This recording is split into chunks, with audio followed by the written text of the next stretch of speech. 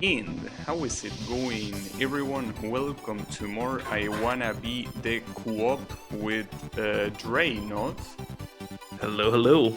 And today, well, it's gonna be something interesting the way this thing starts, because it starts with a section that apparently is part of a game that you will never see me play at all, which is none other than the infamous, well, you will see it actually. It should show up here when we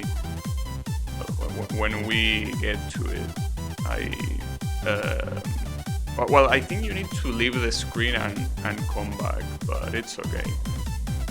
So whenever you wanna join, it's up. I typoed the password twice, but I'm in. There it is. I wanna kill the Camellia 3. You will never see me play that game, so this is the one opportunity where you will see me play it.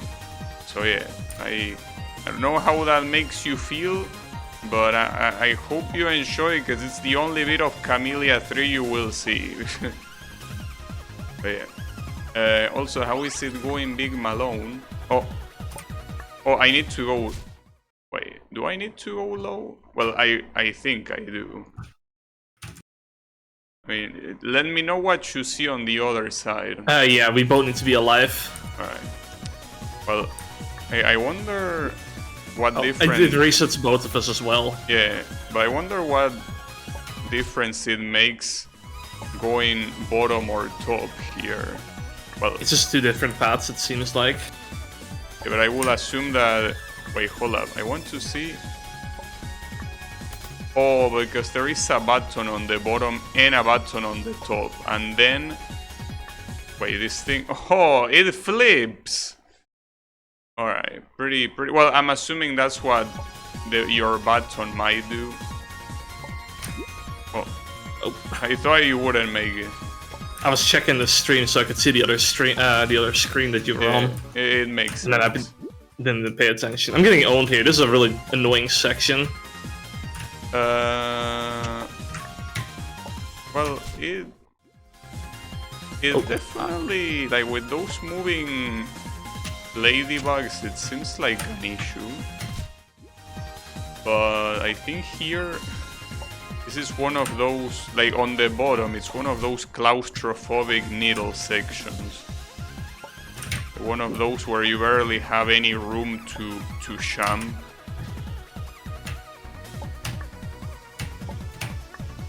Ooh, that was close. Press the button. Okay. I need to go down, I think. Oh, there we go.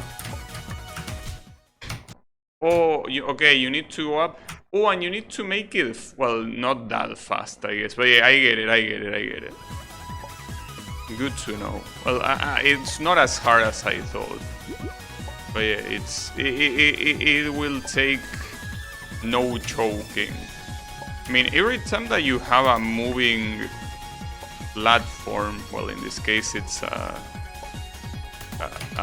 rail thingy, but it really makes everything so much more intense, you know? Like, even if the platforming isn't hard, it feels like it makes it harder. But yeah, it's... I mean, yeah, the top portion is so random. I don't feel like it's the same pattern every time. But you say the ladybugs are random? I think they are. Maybe I'm just being stupid. Let me. Oh no, they're not. Okay. No, it seems like they are static. But I guess it's because I arrived there at different times. Sometimes. Yeah, it could be.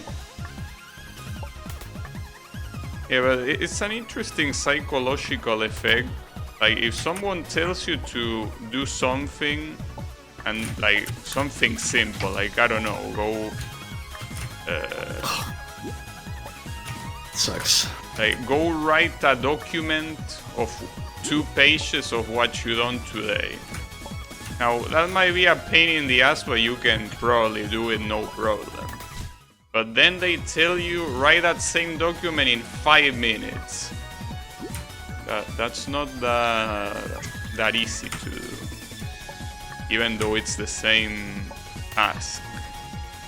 So I think that the same happens with this platforming. If I could take my time, it will be a lot easier. Oh. Nice. That was really close. I wonder if you touched the wall and it would have disappeared in that if I could have still made it. Oh. Wait, I'm not. And we have 2 cards. Wait, what am I supposed to do? I mean, I'm supposed to go down, but then I'm supposed to go back up. Let me check the screen. I think, yeah, we need to separate. You need to take a bottom path and somebody needs to take a top path. I know what path you want to do. The top path looks harder on the other screen, to be honest. Yeah, but here I don't have any option than doing this. Well, I can go down here. Yeah, okay. Yeah, and then I think you take it over. Now, I'm supposed to... Oh, okay.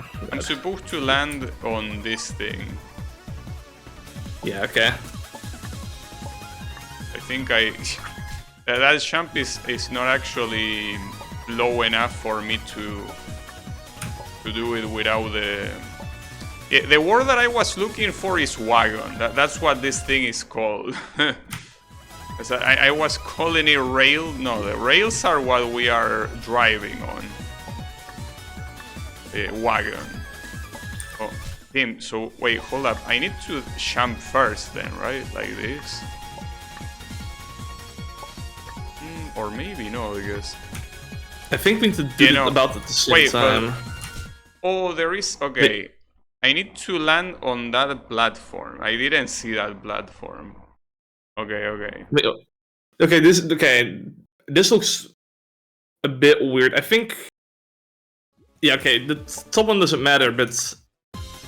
You can't activate the bottom one too quickly, I think. Yeah, just go. You go first. I cannot activate the bottom one too quickly. Well, I think so, because we need to both be at the end, but the top card stops at some point. I mean, you'll see it when we get to the next screen. Seems that it... What I mean. Fuck, dude. I can't get past that one. Oh, and this one gets triggered simply by pushing it. Like, somehow you can push it.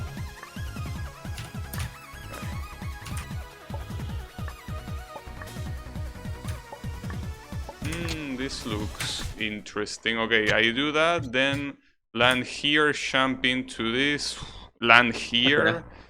And then jump. Wait, what do I do here? Oh, wait, you need to get to the button at that point? I think the button is what opens it, yeah. Wait, how do you even get there?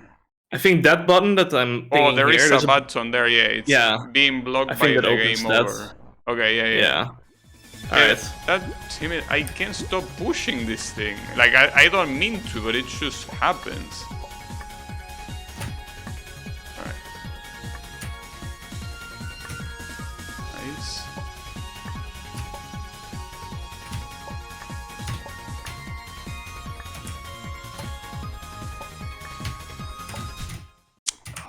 Fuck, I almost made it to the button. Almost. Now, it's interesting that you once told me that in this game, like, if one of us is bad, it's not a problem, but it is. Like, I mean, in some sections, because there's a lot of sections that I feel like are obviously, like, one is harder than the other. So, like, if one player is worse than the other, they can often take the easier sections, although this section is like, I don't know, the top one feels harder or looks harder, so... Oh, I fucked up. I'm supposed to drop into... Yeah, it makes that block disappear. Yeah, but I was thinking more of the Castlevania section. I don't think that... a lot of that's not really the case. Like, it's not the case that it has an easier section, right? I mean, some sections are definitely still easier than others for, like, certain players that you don't have to do if you have, like, a carry, but... Yeah, but I think the teleport section is one of those that I don't think you can get carry. Wait, why do I have the cursor on my screen? I was pointing at things. I mean, you can partially get carried during the teleport section. Like, you can do one player can just do the first half. And it's the second half that both players need to actually do. One player can do the first half. Yeah, but the second half I don't think looks especially...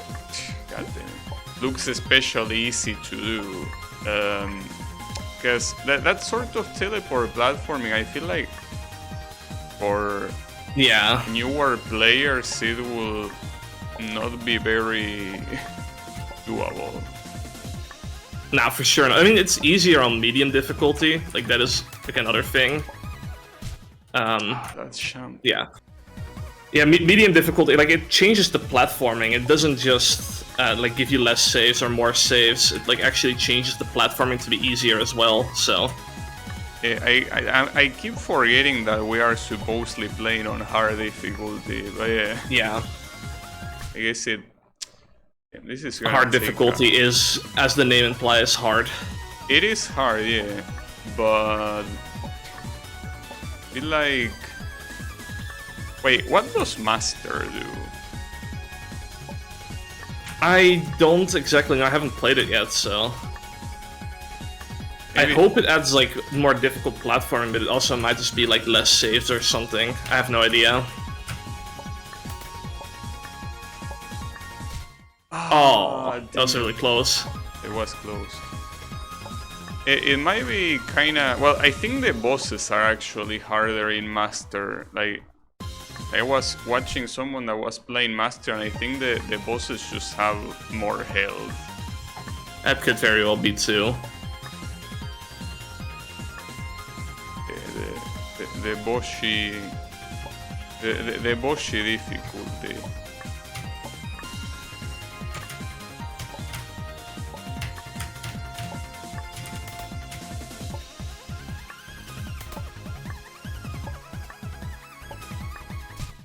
Oh. I don't know how to do that jump actually. Seems that I don't have enough room to place the double jump.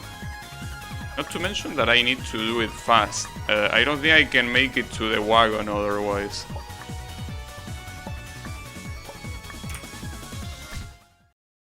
Bro. There's a lot more leeway though than I thought initially for this save.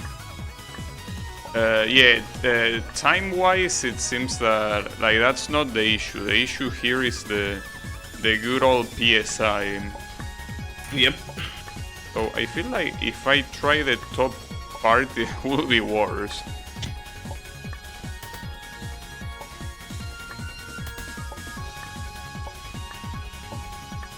There you go. Nice. Finally. Let's go. All right. Oh, this looks interesting. I gotta look at this one for a moment. I will assume that it's triggering the three of them at the same time, right? I would say so. Or maybe, no, maybe the bottom one first. Yeah, I think maybe like bottom to top.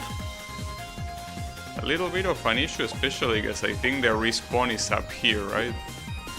Well, I mean, you should fall. Yeah. I guess you could do... Or you cannot push them here. Something like this, I'm thinking. Probably. Yeah, the problem is... Well, I'm assuming we know how to survive, but let's see how far you can get it. Ooh, okay, the last one has to be a little bit later. Yeah. Alright, so I trigger that, then that, and then the last one. Yeah, a little bit of a stagger between them. Let me see if I can... Well, let me see if I can get it, and if I can see what's on the other side. Wow, that looks... that There's more? Oh, interesting. God. Wait, actually... First try? I actually first tried it, yes. Somehow, but it's the right setup. Like, you need to do that. Okay. Hey, Wasabi, how is it going? This is Dodonpachi? Well, I haven't played the first one, but... It's the music, I think, he's talking about. Yeah, obviously. Yeah, it is Camellia 3, that is correct. Well, look, if Camellia's 3 difficulty is like this, I don't mind. But it's yeah, exactly. Exactly. He doesn't know. he doesn't know Pepe laugh. I agree, but yeah, if it was like this, I'll play in a heartbeat. But to be honest, Camellia 2 is significantly easier. Ah, that was not even close. Yeah, I know that Camellia 2 is easier, but well, Yami told me that I should be mostly fine except for the boss rush. Like, it's the boss rush that is the one that starts the problem.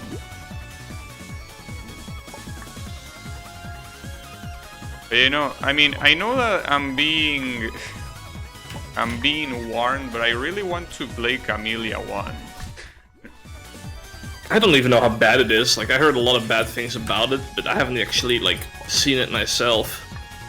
I mean, I feel like, considering that a lot of games that seem to get quite some praise, I personally think that they are either not that big of a deal or I straight up don't like them. Like Permanence. But like... that was so close. But yeah, the thing is that I'm pretty sure that I will probably like it. Or at least I'm not gonna think it's a piece of garbage like most people try to frame it. Because as I say, a lot of people also say that about the original I Wanna Be the Guy. Total heresy. Even your role of playing the whole series, Camellia 1 is even easier than that. Well, Camellia 1... I think I'm halfway through the games made for Camellia 1. Though there are a couple of games that Camellia 1 uses that are super hard. So probably one... That was bullshit. That was so bullshit. Camellia 1 is mostly just unpolished and with a bad engine. Yeah, but I mean, Boshi also has a fine engine and a bad engine. And it's still my favorite fun game, so I think in that regard I should be fine. And then the unpolished part, I mean, you can say that also about the original I Wanna, and I also don't mind it. Oof. But yeah, I think I probably will be fine. It's the best Guy 1 engine. It's been a while since I played that game. Oh, alright. Let's go. It's the Rose Gear wheel. It's a mobile avoidance. That's some Have you bullshit. played Rose Gear yet? I want to be the Rose Gear. I think it's called like that. But isn't Rose Gear the one that is supposed to be like that black platforming and stuff? This has too much colors to be that. Yeah, I don't know if it's inspired by Rose Gear, this particular attack, but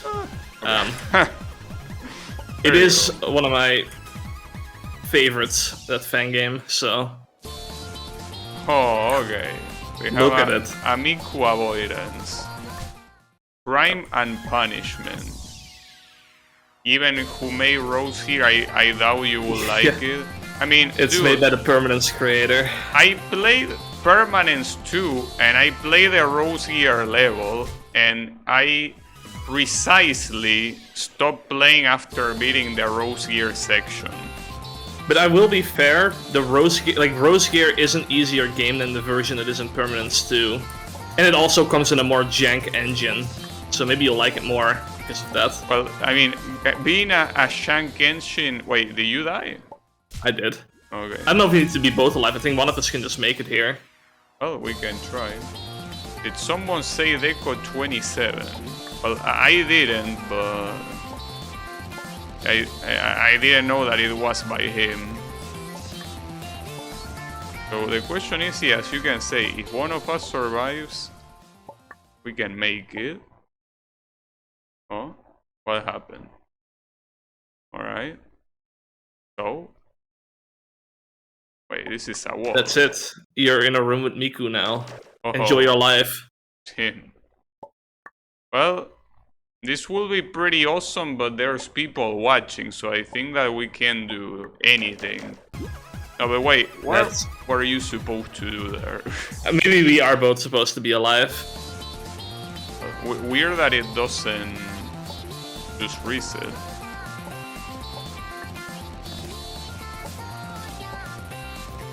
Curvy bullets, man. Curvy bullets. They are round. Now, yeah, curvy bullets are one of my Danmaku nemesis. That and lasers.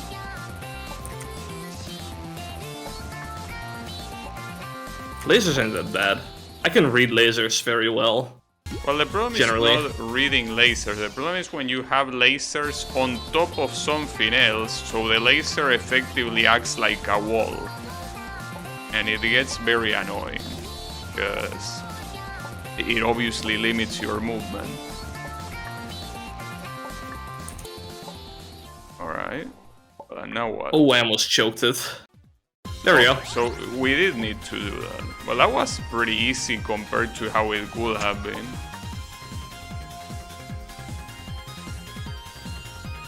This song is called... First try.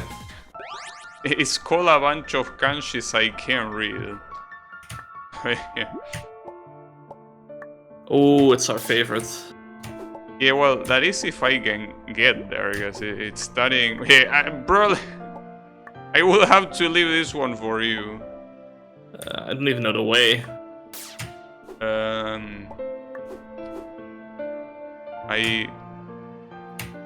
Yeah, I think it's that. Oh. Well, you need to go right from there. See, the problem here is the bop potential. Like, getting hit in the head or just drop jumping is so easy to do. The thing this boss is based on also has some aim shots, just be glad it doesn't have that. That could have been an issue. Now, you know that... I think I have a theory, because this stupid ass fly is harassing me again. Something tells me that this fly rests in my microphone. And when I move it to talk is when it gets triggered and it starts harassing me. I have a feeling that that's what's going on here. So otherwise, it doesn't make any sense. Like, today, while I was working all day, and then when I was working on the fan game, it didn't appear a single time, but now I'm streaming and it does, so it has to be the microphone. I cannot imagine any other reason. Damn. Oh man. Oh shit. You got me. Yeah, I got killed inside this wall like 5 times. It's a little bit of an annoying world. Let's go. I wanna kill the guy. You know, I didn't play this one. And I want to, but... Like, Geezer, when he says he's gonna finish, he's just joking, right? I don't know if he ever said he was gonna finish. Well, I remember, I think last year or something, he said, well, or someone told me that he said that he wanted to finish it that year. But maybe I got trolled, because... Source, trust me, bro. Yeah, they trust me, it might be, but... I mean, it wouldn't be a problem to just play what it currently has and then play whatever he might release later, but... What's already there is really good. Kill the guy is coming soon. I believe so, yeah, obviously. This first jump is so trash. Well, okay, what game is this based on? I mean, it's based on the game, but it doesn't, like, the original game doesn't have a jump like this. No, but I mean, what are these goes from? Yeah, it's Mario, dude. That's it. It's as I tell you, every time that Mario does something, it's just pain. I need to jump, I know. There you go. Well, this is pretty straightforward. Well, sorry, I shouldn't be laughing at that. Yeah, I need to go back, I know. Yeah, Go you again. can do it. So I do admit that, yeah, it is pretty straightforward indeed. Trust. The trolling. Or troll. Damn it. See, I'm trolling for content. You need to understand. We don't want I will this finish this game too quickly. Yeah, Otherwise, we don't want the game to finish too soon. So I need to troll for content. what did that say? Oh, what? Wait, it This says sign had a. shoot these blocks to colorize them. Oh. So you shoot one and it becomes red. Okay, and then I can shoot. I can shoot these then. Well, the first one is easy, but this one not so much. I think the first one you need to shoot that one. Yeah.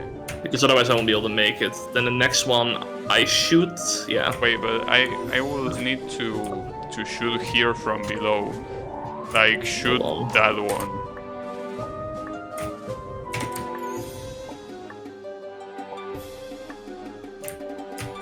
Well, and then the other one, you need to shoot it. This game requires the both of you to reach the end, so technically you're also trolling yourself. No, you understand. The trolling is for everyone. For me, for Draynoth, and for the chat. It's a collective trolling, indeed.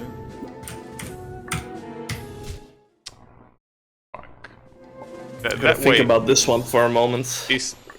Yeah, but before thinking about that, is this champ possible? It should be. I mean, I don't see another way to do it otherwise. Yeah. And this one, something tells me is like if you think of it as 1, 2, 3, 4, 5, 6, I think you need to do 1, 4, 6 like this. I mean what am I saying? 1, 5, 3. Right, like I think you need to do that and the opposite, but maybe. I think one of us needs to shoot these two, and then the other 4. That's what I think, because you can just jump like from here to here, then jump over. So. Yeah, but the problem with that is that if I shoot this, how will I shoot this one? From the other side. You got a point. I need to shoot it from here. So I shoot the 4 ones that are on the left. I think so, yeah. Alright, so this and this. And then I shoot these 2 for you. Yeah, I'll make it. Tried to do some sick platforming, but I couldn't make it. I'm doing some sick platforming to die. There you go. Okay, so I need to shoot that, and then... And then I shoot that one in a moment. Yeah. Well, actually... Oh, you do that. Okay, yeah, that works. Well... There we go. That was actually quite simple. Well, quite simple, though I was wrong about the last checkpoint, though. Oh, you can move with this. This is my favorite mechanic from Kill the Guy. The bullet bills or the launcher? The barrel. Then again, I'm also a huge Donkey Kong Country enjoyer. Donkey Kong Country is a cool game. So, I wonder, because I think that this is a very divisive question for Donkey Kong fans. What do you think about Donkey Kong 2 and 3? I haven't played 3, but 2 is pretty good. Alright. There are some people that really don't like them. Well, they're just haters. Yami says something interesting about Donkey Kong 3, but I don't think I can repeat what he said. Say something very mean about the protagonist of that game. Oh yeah, I mean, I do know about Donkey Kong Country 3, where if like the protagonist dies, there's like the most unhinged scream ever. Well, which is aside pretty from funny. that, I think it's the whole way the protagonist is made. Oh, nice. Yeah, got it. Oh, these blue coins again. Hopefully we only need to get them once. Like if we die, yeah, okay, they stay. Though what is the reset button for? I have no idea. That, or maybe if you hit the red button. Wow, this looks interesting. That part looks interesting.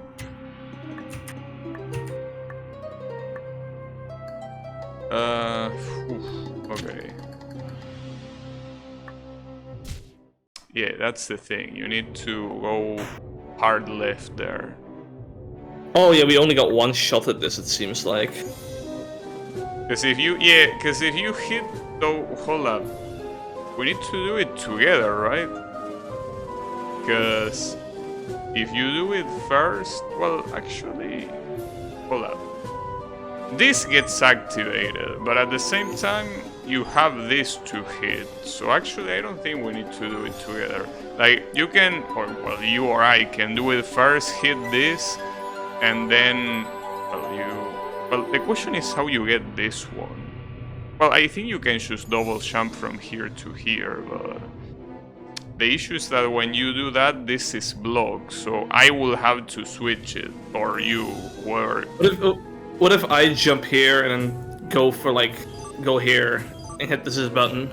So you say jumping from where we are there. Yeah, about. Okay, but I should go. If that's the case, I should go slightly first. because I need to hit the button for you to not die. Yeah, so it's like we jump almost at the same time, but I'll do it slightly sooner.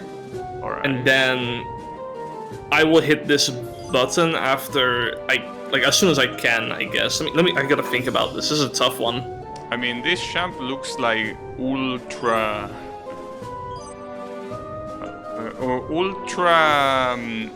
malicious tumor. So yeah, I don't know how we are gonna do this. Yeah, I should be good. Okay, you wanna go for what I said? Yeah, so basically go like a little bit after you go. Okay, I'll jump in 3, 2, 1, go. Alright, let's go. Amazing strat. See? This is like the Mike Tyson quote all over again. Alright. Right. 3, 2, 1, go. Oh, I need to double jump. Okay, I get it. I need to double jump when I hit the button, because otherwise I'm gonna hit a... Wait, hold up. You will need to hit that for... Or wait, maybe you can stay there? Actually, yeah. I could probably, yeah, I mean, you just need to get the coin and then you just need to make it over. And that should be it. No, you can't. Oh, yeah, I notice. Okay. So, I thought that the button could only be picked up by being there, not by shooting. That's why I call it cancer, because otherwise, like, if you can just shoot it, it's super easy.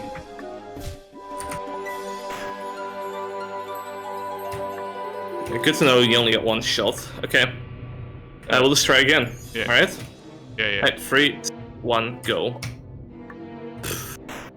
Fucked up. Wait, when exactly does the wall rise? I think when you hit the button it did.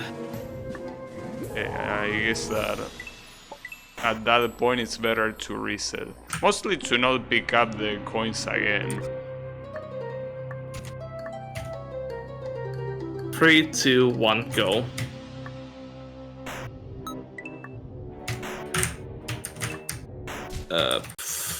I missed the shot twice. It's okay. Though at that point, wouldn't it just be better to aim to the right? Because, like, where you are, like, just aim to the right to hit it. It's kind of difficult because it's like I have to aim to the right, but I also have to move to the left. So Like, wait, well, Like, if you should stay here and do a neutral double jump, cannot you shoot it? Yeah, I can. That's the thing. I just don't know if it's like gonna be too late or not. Wait, why not? Like, is there an invisible force, or...? I don't know. I'm just making shit up, I guess. Okay. Yeah. I'm overthinking this already way too much. It's gonna be pretty easy. Trolling for content is how we call this. Yep, gotcha. Alright. 3, 2, 1, go. Ah, that was... Oh. Yeah. I killed you there because of the timing. But wait, hold up. Try to double jump and hit. Yeah, it's possible. Okay, yeah, that's it. So, you need to hit it when I pick up the coin. Like, gotcha. When you hear the coin sound, that's when you hit it. Understood. It's the double laser is precisely so we are both there, and we also have all the coins. So I wish that they differentiate the laser that is the coin and the laser that is the both of us, but whatever. Okay, 3, 2, 1, go.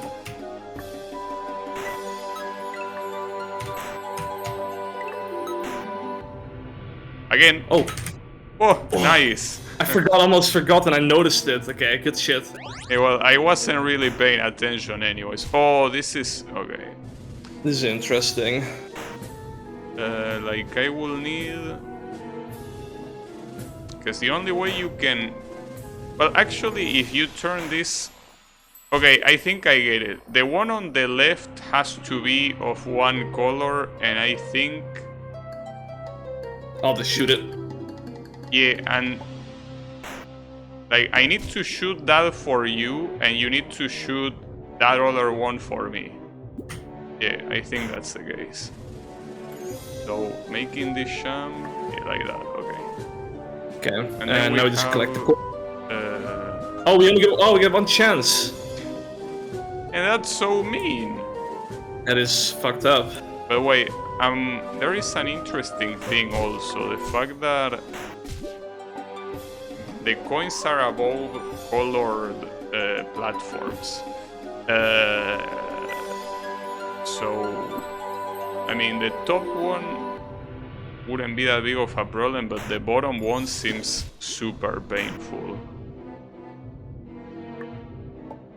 Okay.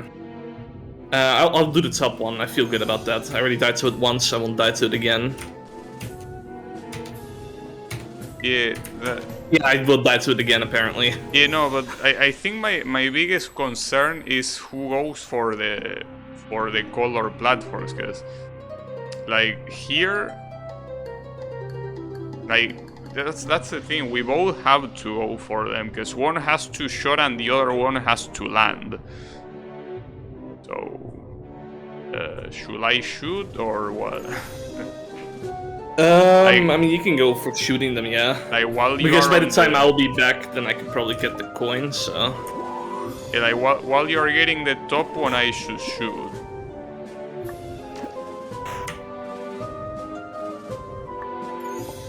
Okay. Yeah, I'm just gonna make it.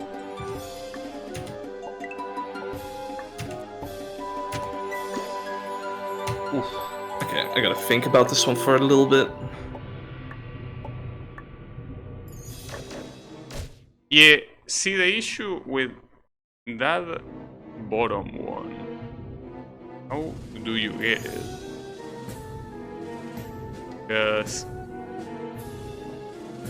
you need to get it from here or here, no matter what. Yeah, I was gonna say, like, you can drop from here and shoot and then...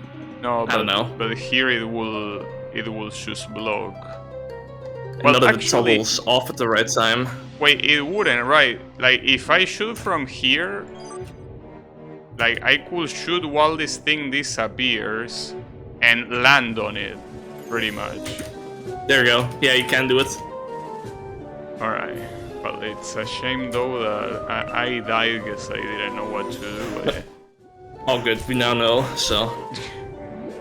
on a dead loop. I think, like, our roles are inverted, because I was like... I was like the carry with like I know what to do. Like I immediately got what to do. Now I'm like on point with platforming, and now you know what to do more than me. But I mean, it should be fine, right? Well, it should be fine. Yeah, if I don't do that, that's where it should be fine. God damn it.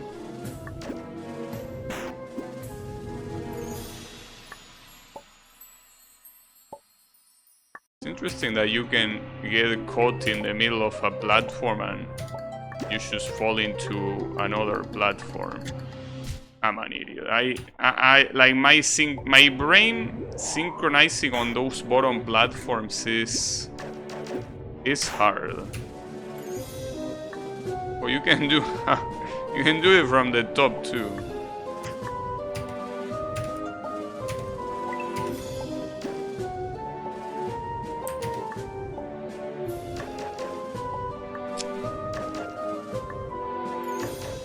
Damn it. Well, this thing is not wanting to work. Just doesn't feel like going through. I jumped into the spike. But like this is not. You gotta time it a little bit. Okay, I got it. Yeah, you gotta time it a little bit, so you gotta shoot late. Well, and then afterwards, it's a matter of just waiting until you pick up the coins.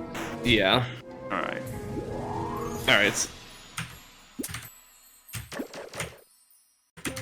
Surely it should be fine.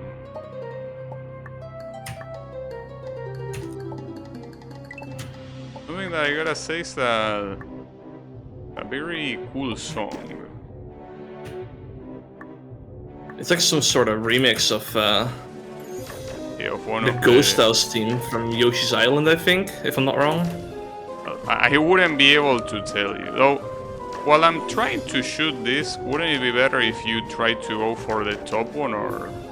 I would have to go back and forth if I do. Oh, damn it, fuck. Okay, after I recover from that, I shouldn't jump up, I should... Yeah. Yeah, and then that opens, and that's that. Yeah. It's a Yoshi Island remix, yeah, confirmed by Wasabi.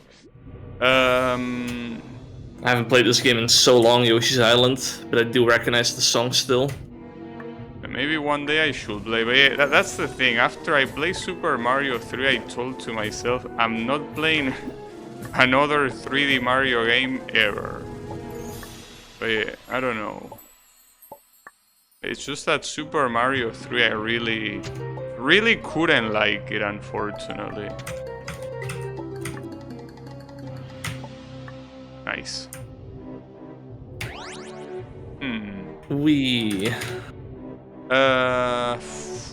This looks so fucked up. Well, at least it's the last screen, as you can tell. Yeah, 2D. Wait, did I say 3D? Yeah, you did. Oh, my bad. Yeah, I meant to say 2D, and not 3D. Okay, we have to go at the same time as well for this. Yeah, when the... I think what we need to do is one of us needs to go here, and one of us needs to go here first. So, which one do you want to take? The first one, I guess. So I do this and... Yeah, okay. And then I will hit the second one, and then I will hit the button, and it should make it safe for you. But then after, I don't know what to do. It's one of those things that it has to be trial and error. Okay. Oh, okay, it needs to be slightly faster. Yeah, only to time it a bit. Oh. Well, slightly faster. We're gonna have to get used to it. Oh. We don't need to reset.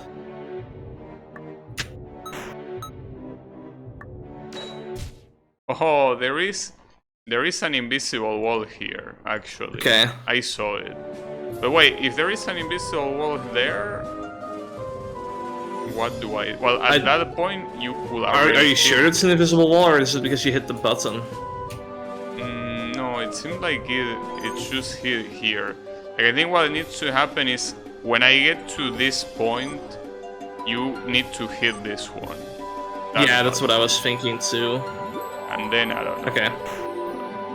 We'll figure it out. Yeah, maybe. I keep going left there. It's okay. Oh. These spikes are evil. Like, they come so fast when you're falling. Okay, that's And looking then- pretty good. Yeah. The issue is this right side, but up until there, that's the right strat. Okay. I don't know why that's so hard to do.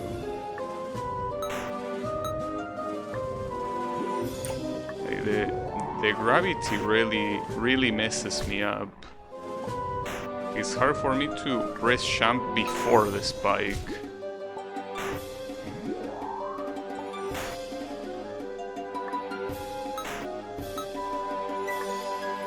This is not an easy save.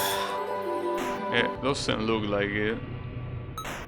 At least as I say, we know that it's the very last one here. It's the last one of this Mario section. I don't know what I could expect here. It's interesting that the game even calls this the last stage. Like, at Okay, that, so what do we do for the end, by the way? we need to both hit it.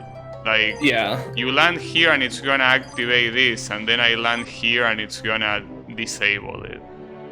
Yeah. Basically. Should I go for the right one, since that one is like harder to reach? We both bounce from this one, right? Yeah. We both go there and we hit both of these. Well, if you want to go right, keep in mind that it's harder to do this part. Yeah, that's why I opted in for it. I feel like I'm on point with my platforming today, so Alright. surely. I'll let you do it. After all... Unless you wanna, I don't care. No, I have the Monday debuff, that's the thing, so... Unfortunately... I don't think I can say that I'm on point today. But yeah. But no, I was saying that it's curious that this calls it the last stage, but then the last stage is like longer than all of the other stages combined, you know? That's a classic. It's a classic. Yeah, I don't know why so many fun games love doing that shit. Why not? Well, It is the big finale after all. Yeah, but at that point it's barely a finale in the first place. Because... like, it's just more content until the actual finale that is the final boss. It's okay. My fun game is gonna have well-defined sections. Indeed. The finale of Gabby's game is gonna be 3 times as long as the main game.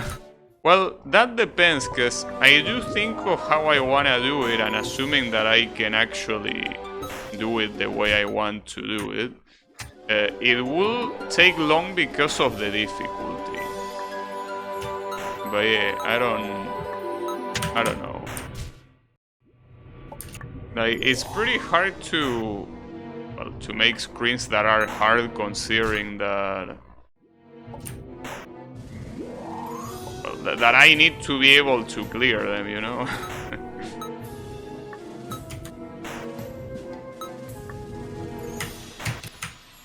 Oh. So, I don't know if we would have made it, because I take too long to get there. So, yeah, I don't know. It's hard to tell, but What if I, like, hit the left button, like this, and then I bonk the ceiling, and then I go for that? Well, that could work, yeah. Then by the time you're up here, we will both be at the same time down, like, up there, and we can just... Though, you know. Are those buttons one time only? Like the Yeah, other they are. ones? Okay. Okay, I wasn't ready. It's okay.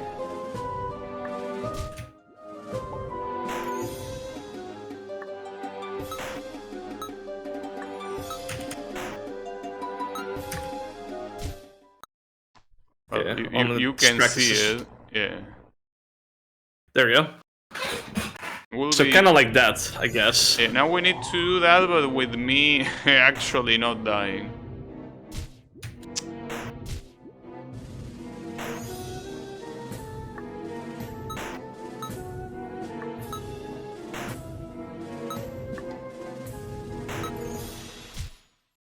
Oh, that's interesting. Hold up.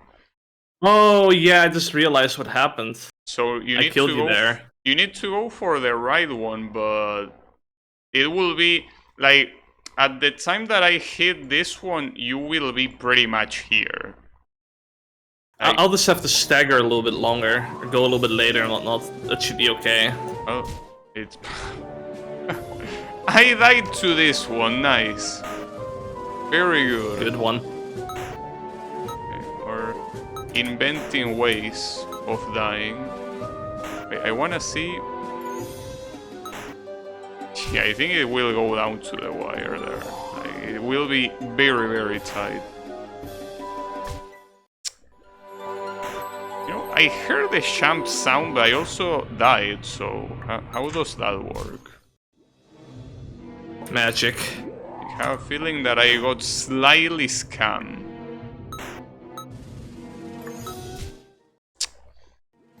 Damn it. How do you even make a screen like this? How do you make a screen like this? Well, magic. Being a smart man. Yeah. I mean, you will be surprised. Though, I don't know, because it will be something that the people that play my game have to judge, but I have a feeling that some of the screens I did are very creative. But yeah, I don't know. Maybe I'm just deluding myself. But I think that you need to really stay looking at a screen for a very long time to really think what you're gonna do. If you do that, it's like something nice can come out of that.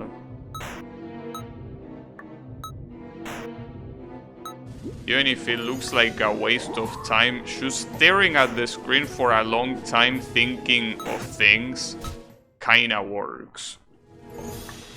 Am I going too late there sometimes, by the way, or? I think so, though I can also delay it by jumping higher. It's just that also makes it harder, but I feel like if you go too soon, it will be worse at the end.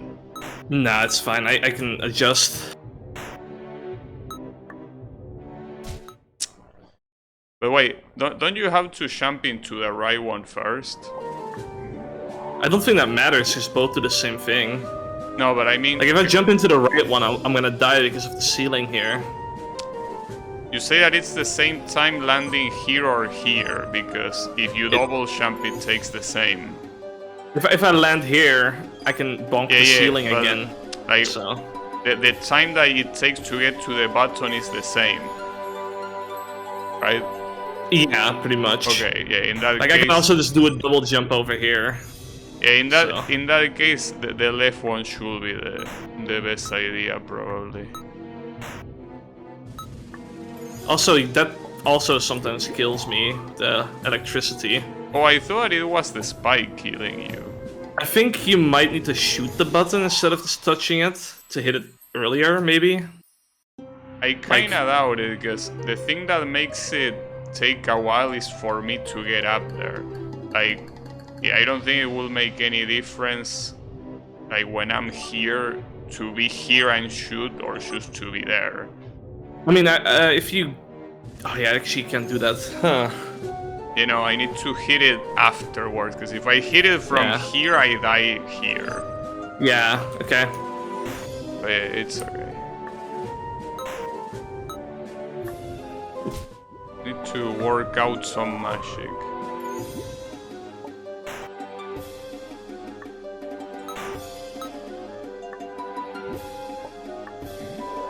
Hey, let me know when the electricity is the one killing you guys. It's hard for me to tell. Yeah, that time I did as Okay. well. That's like really tight. I'm trying to see if there's something else we can do to make that a little bit less horrific. Try to go later. Like, I'm gonna try to delay the jump that I do here a lot, and maybe that will work. Yeah. Okay, let's go for that.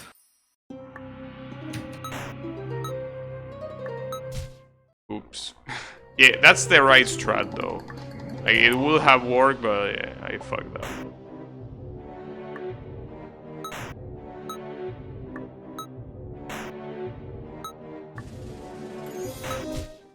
Man. Oh, that still doesn't work, because even if I delay it with a double jump, you're not gonna make it. So, wait, what are we supposed Yeah, to... no, I know what to do. Once I bounce on this barrel, I'll bonk the ceiling, and then I'll jump back in. That way we'll be on the same, like, you know, we'll be at the same barrel. Yeah, Then after, like, I'll take the right one, you take the left one at the same time. Okay. I think that's what we should do.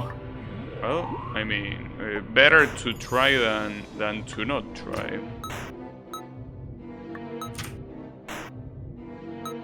Oh, that was the lightning getting me. Yeah. Oh, never mind.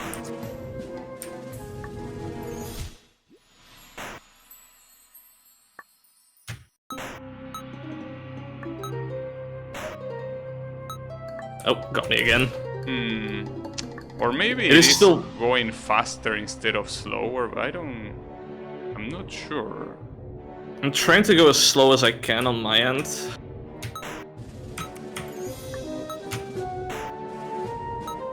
Yeah, it's still really tight So no matter what. it should be faster in that case, right? You need to go faster, I need to go slower. The problem is that if I go faster, I get killed by that one. By this one. Wait, actually, what? Hold on. Nah, never mind. Alright. I thought I saw something that we could do, but never mind that, because that won't work. I think that is one of those screens that magic has to occur. I messed up. Yep, Well, okay, I gotta remember a new anyways. strategy. Like, this zigzag is so hard for me to do. It is kind of annoying, yeah. Wait.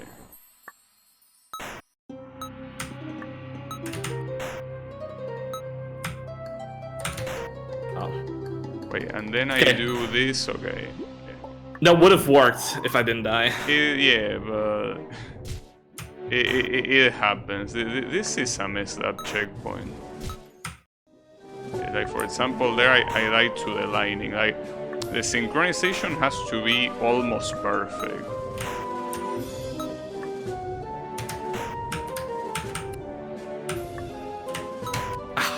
I messed it up.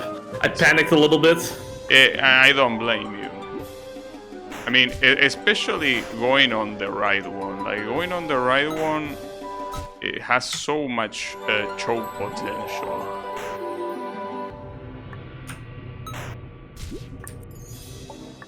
Yeah, it's okay. I think this might have been, like, our hardest checkpoint so far.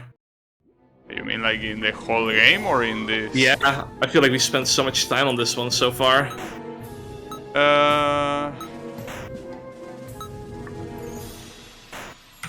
I don't know what to answer to that, actually. Because didn't we spend more time in the...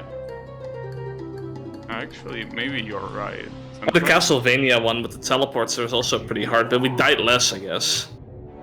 Yeah, the one with the to get the bomb, I guess.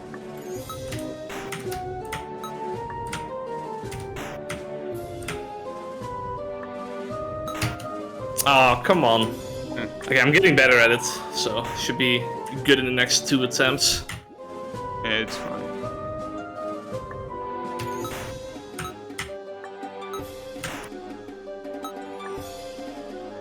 I messed up. Well, I mean... You can hug the wall, by the way, to like go past some of the spikes.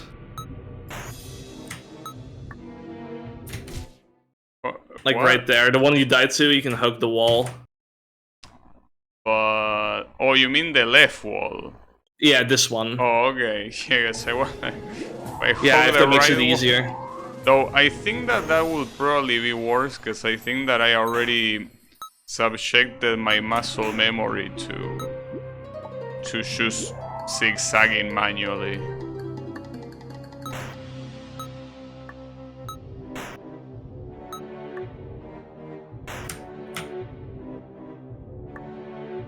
Ah.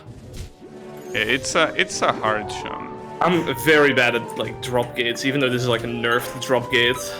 I mean, dropping in general with regular fun game physics to me is just super hard. Wow. Oh, Really? I messed up too. Him. Best attempt yet. Let's go. Best attempt, yeah, PB.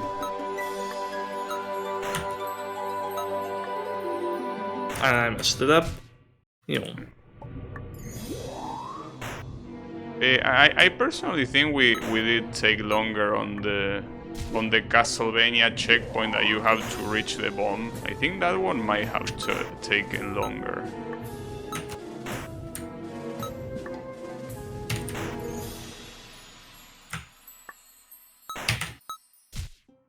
I can't. How did I die to that?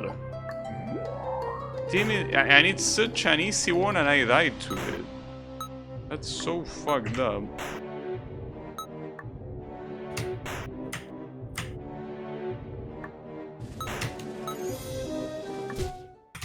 Oh, both of us.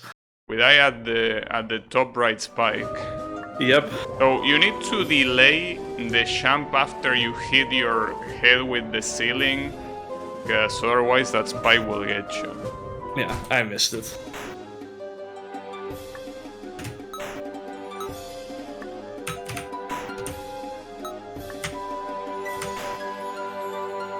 Just remember what I told you. When you see Mario in a fun game, it means pain. It holds true for like 90% of the cases. I did it again. Okay. Because it's EB. not a full jump, it's a small one. Even if you delay.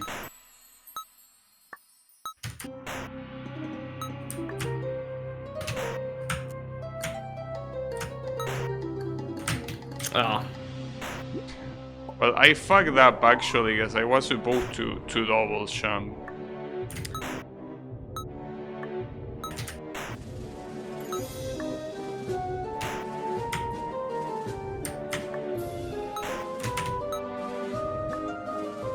Alright, There we finally. go. Let's go. Oh shit. Oh yeah. We get a Maybe there's- portal. Maybe there's a secret behind the portal? Or what about under?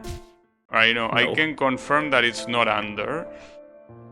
Damn it. There's a fucked up looking portal too. Oh, so it's gonna be the boss here? Seems it will. Dimentio from Super Paper Mario. Well, I already Time told to you die. what to expect from Mario stuff.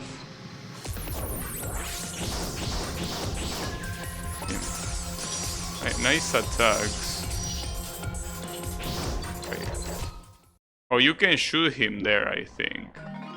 The question is how many years this is gonna take.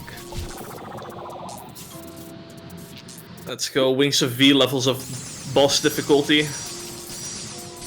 Yeah, Oh, it's a different first attack. The Soul Green experience.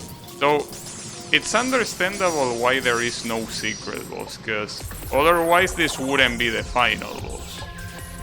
Like, if you want to have a final boss, you cannot have a secret boss afterwards. Well, you can, but... Wow, that's an interesting attack. I barely did any damage to this guy.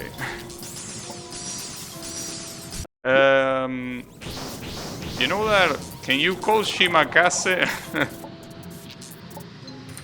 I think that... He wasn't too bad, yeah. Yeah.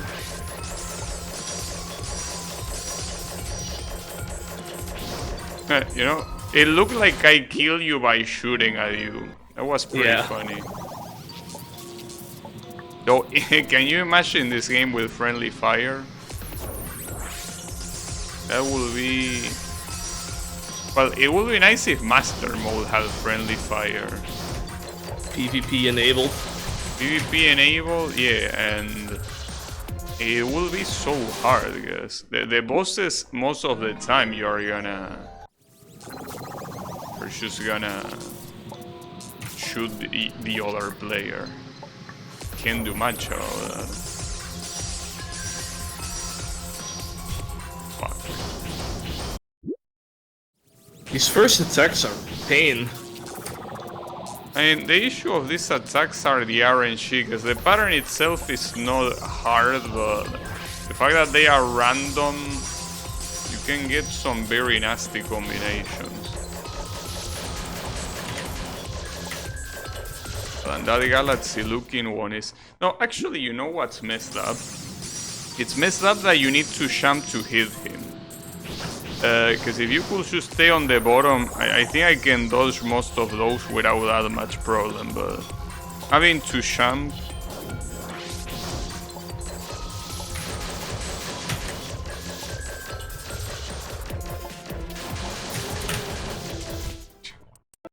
Well, at least... PV. Yeah, PV. Not like it matters, but... You gotta look at the bright side. The hardest checkpoint was the last one. So... Oh yeah, you're right. It makes sense that it is. I'm trying to run to the right without dying and the boss won't even let me. But why would you want to run to the right? The left, I meant. Oh, okay. Oh, I got killed that time. Nice. You're very good. God damn it. I mean, if at least... See, here's the thing.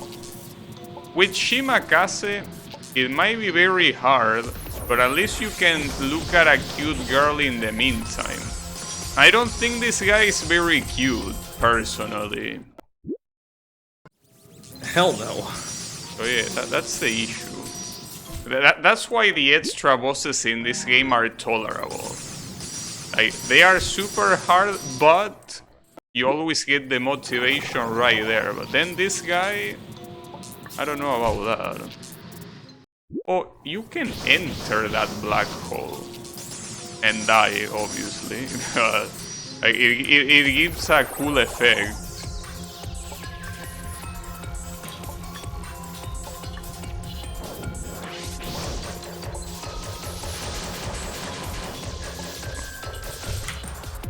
I cannot blame the fly for harassing me there, because I die regardless of the fly, but it was there. I saw it in my... Oh. Wait, Dracula? Huh. Now the question is which Dracula this is. This is from DS. I haven't played the DS games, but it's not from Super Nintendo, and it's definitely not from Game Boy Advance, so it has to be from DS. I don't know if I need to shoot him here or not. Well, if it's like the Dracula in the games, you need to shoot him in the head. Or no. Damage him. Okay, no. He becomes vulnerable eventually. Okay, you can't full jump through that one. That looks like a problem. So this is gonna be a boss rush. And more importantly, was this guy sharing the same health bar, or... It seemed like it was, yeah. Okay. Yeah, because if it was a full health bar for each boss, that would be an issue. I can't believe this game is spoiling me the DS Castlevania games. Well, technically, so did I Wanna Find My Destiny. I think that death is also from the DS games. Oh. This is actually impossible. Oh, you're bugged. Okay, hold on. It's impossible because I cannot load. Yeah. You know, it's fine. See, here's the thing. When something like this happens, we can always turn this into a talk show, like we did with Shimakase, you know? Need to find some topics to talk about. Need to find some topics, yeah. If you know the game's reference in the stages, you should have no trouble guessing what bosses are gonna be referenced here. Wait, what were you about to say, Draynoth, before I read that message? I was gonna say we should make a list for like topics for the next 20 streams, of course, when we're doing this boss. Yeah, I guess it would be a good idea, but...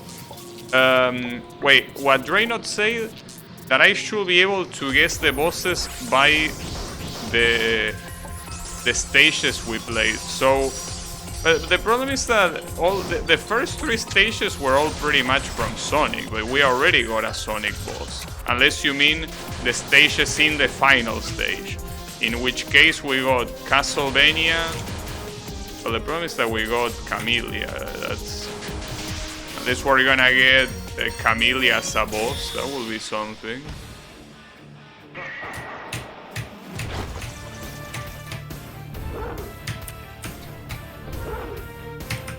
And something that Castlevania has is that it recycles songs so many times.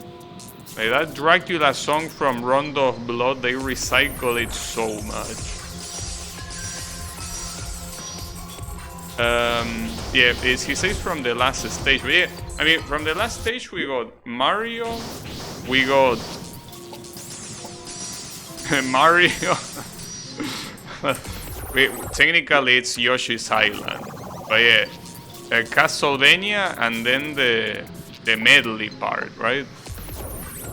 So in that regard, I mean, I don't know what's the boss in Yoshi's Island, so I don't know if Bowser is still there or not. But I don't know if it will be that easy to guess personally. I can say that the Yoshi's Island Bowser scared me as a kid. Well, I mean, as a kid, a lot of things can scare you. Like, for example, in my case, I don't know if you play Rayman 2. 2. I actually, that's like the one Rayman I did not finish. I did 1 and 3 though. Well, Rayman... I know Rayman 2. Well, Rayman 2 has an enemy that is like... remember those fuses, right, from the Mario stage? Yeah. Well, they are kind of like that, but darker and with bigger eyes. And also they float. And keep in mind that this is a 3D game, so they appear bigger when they get closer to you.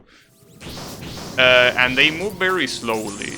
They scare the shit out of me when I was a kid. I need to go see that. Then I also need to go play Rayman 2, because it's like the one Rayman I didn't play. I mean, it's a cool game, but... Well, there is one part that I remember being very cool that is a chase sequence and has a very epic theme. Aside from that, I don't remember much about Rayman 2. Because the thing about Rayman is that it's one of those few game series that all of the games have nothing to do with each other. Other than you have Rayman there. Like, Rayman 1 is completely different from 2, which is completely different from 3, which is also completely different from, like, Legacy, what's it called? Or Legends, right? And all of the other Raymans that came afterwards. Like, I don't think there is a single Rayman game that resembles another one. It's just, like, they are standalone games, pretty much. Kind of like Final Fantasy. At least with Final Fantasy, there tend to be the same type of gameplay. With Rayman, well, I mean, it's a platforming game, but even then, it's so different. I still think that the first Rayman is the best one. That's a game with a lot of chunk. I used to love Rayman 1, but then I played it as an adult and I hated it. I mean, the problem Like, with... the level design has a lot of bullshit in it. Yes, in my and opinion. more importantly, it doesn't have infinite continues. That's a terrible idea. I didn't even remember that, but yeah. I mean, it's unfortunately like probably one of the... When it comes to 2D games, I think it's one of the most artistic games out there. The one with such pretty worlds and creative looking graphics and bosses and all of that, but that unfortunately suffers from mediocre gameplay. It is what it is. By the way, if I die in phase 1, you can keep going if you want to, so you can practice, because I've seen Dracula a few times now, so you can try it too if you wanna. Alright. Yeah, I don't mind. I mean, though I was gonna say it didn't seem that hard, but I would have said the same thing about Shimakase, though. Yeah. Alright, so you want me to practice. Well, that's assuming I can bring him down.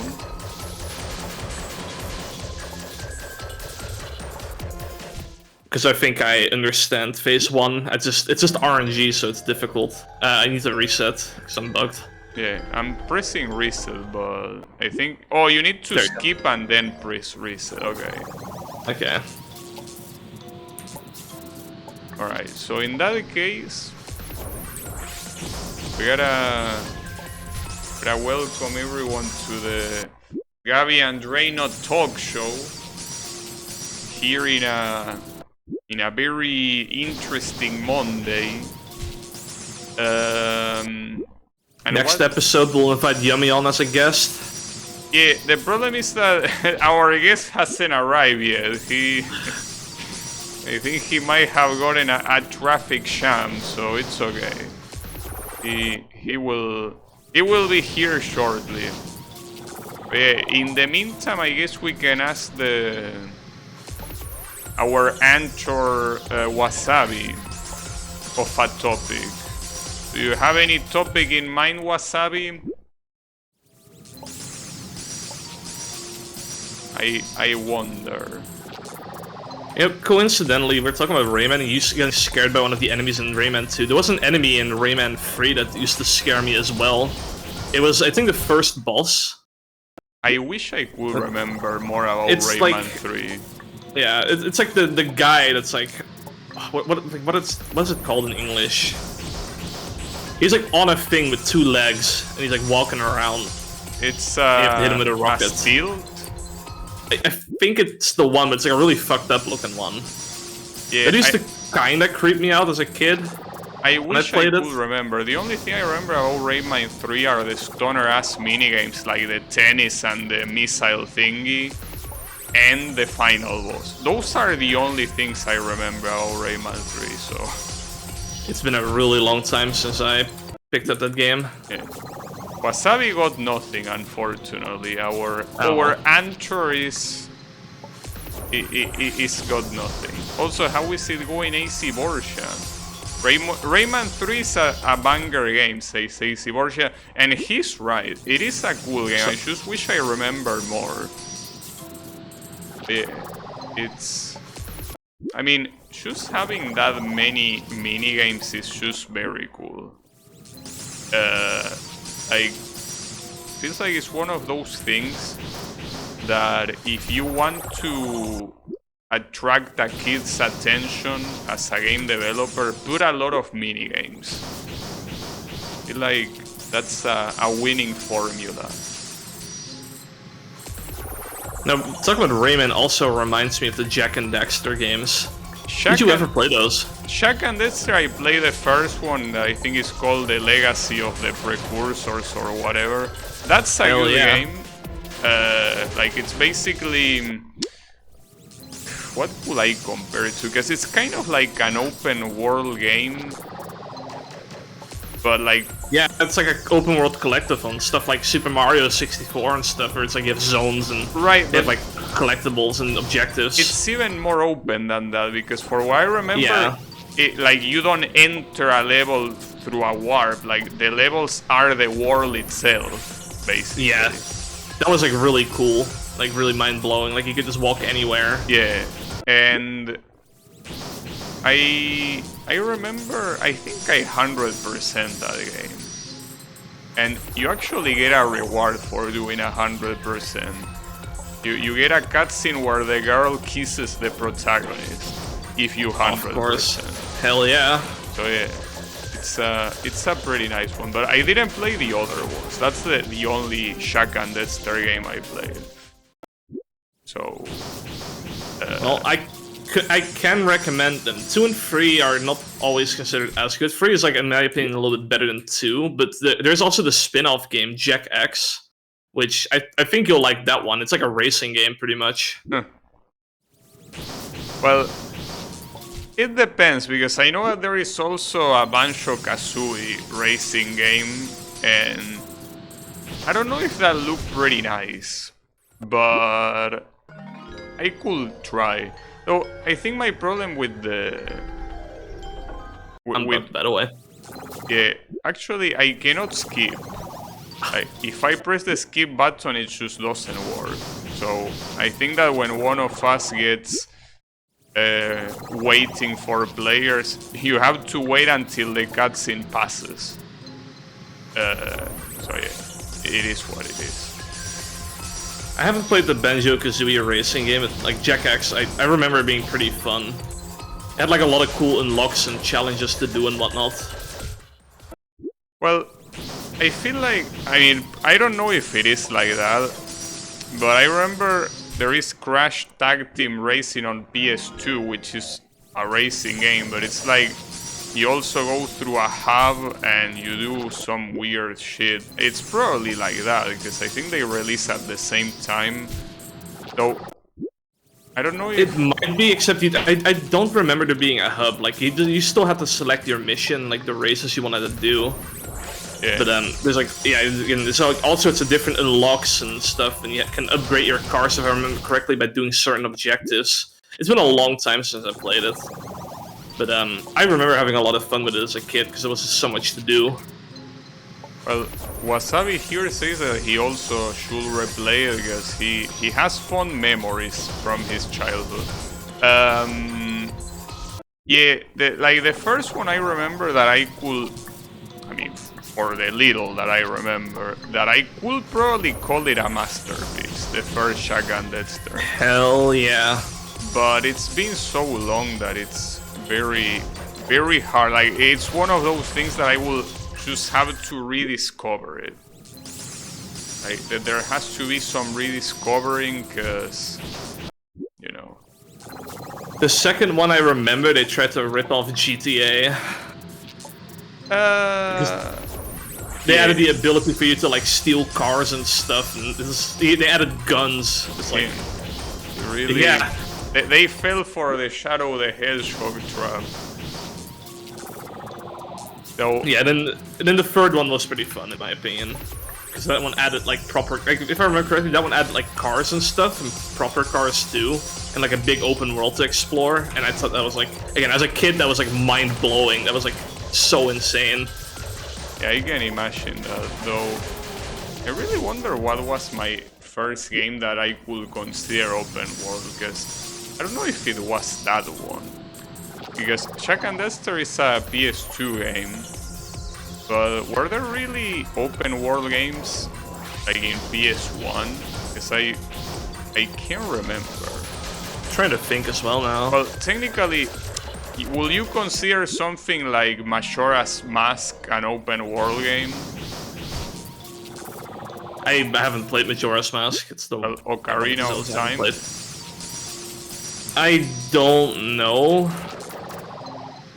It's hard to say. Like, what would you really consider an open world, right? Well, I guess yeah, it is. We can go even older. We can go to A Link to the Past. Is that an open world game? In my opinion, yes. I think that's. I don't think people agree with me on that, but I think yes. Like you can go wherever the fuck you want to go, right? So. Yeah, I don't see what argument that someone will even have to not consider it an open world game, because it certainly feels like it. I mean, obviously it's pretty easy to say open world game and now think of something like, you know, a Fallout or whatever. But... yeah, I think it's just my standard of open world games have changed, or the standard in general has changed. That was a good attempt, by the way. Like nowadays, you know, you get like games like The Elder Scrolls, which is like a massive, or Genshin Impact, you know, like that's like an open world game, right? If you compare it to A Link to the Past, it's like, oh, that game is nothing. Yeah, though technically speaking, because for example, let's say that you use as an argument the fact that there are no loading screens, but in Link to the Past there are no loading screens except for the dungeons. And the same applies to Genshin Impact. So exactly. I think that they should be considered open world. In which case, I wonder what was the first one I played.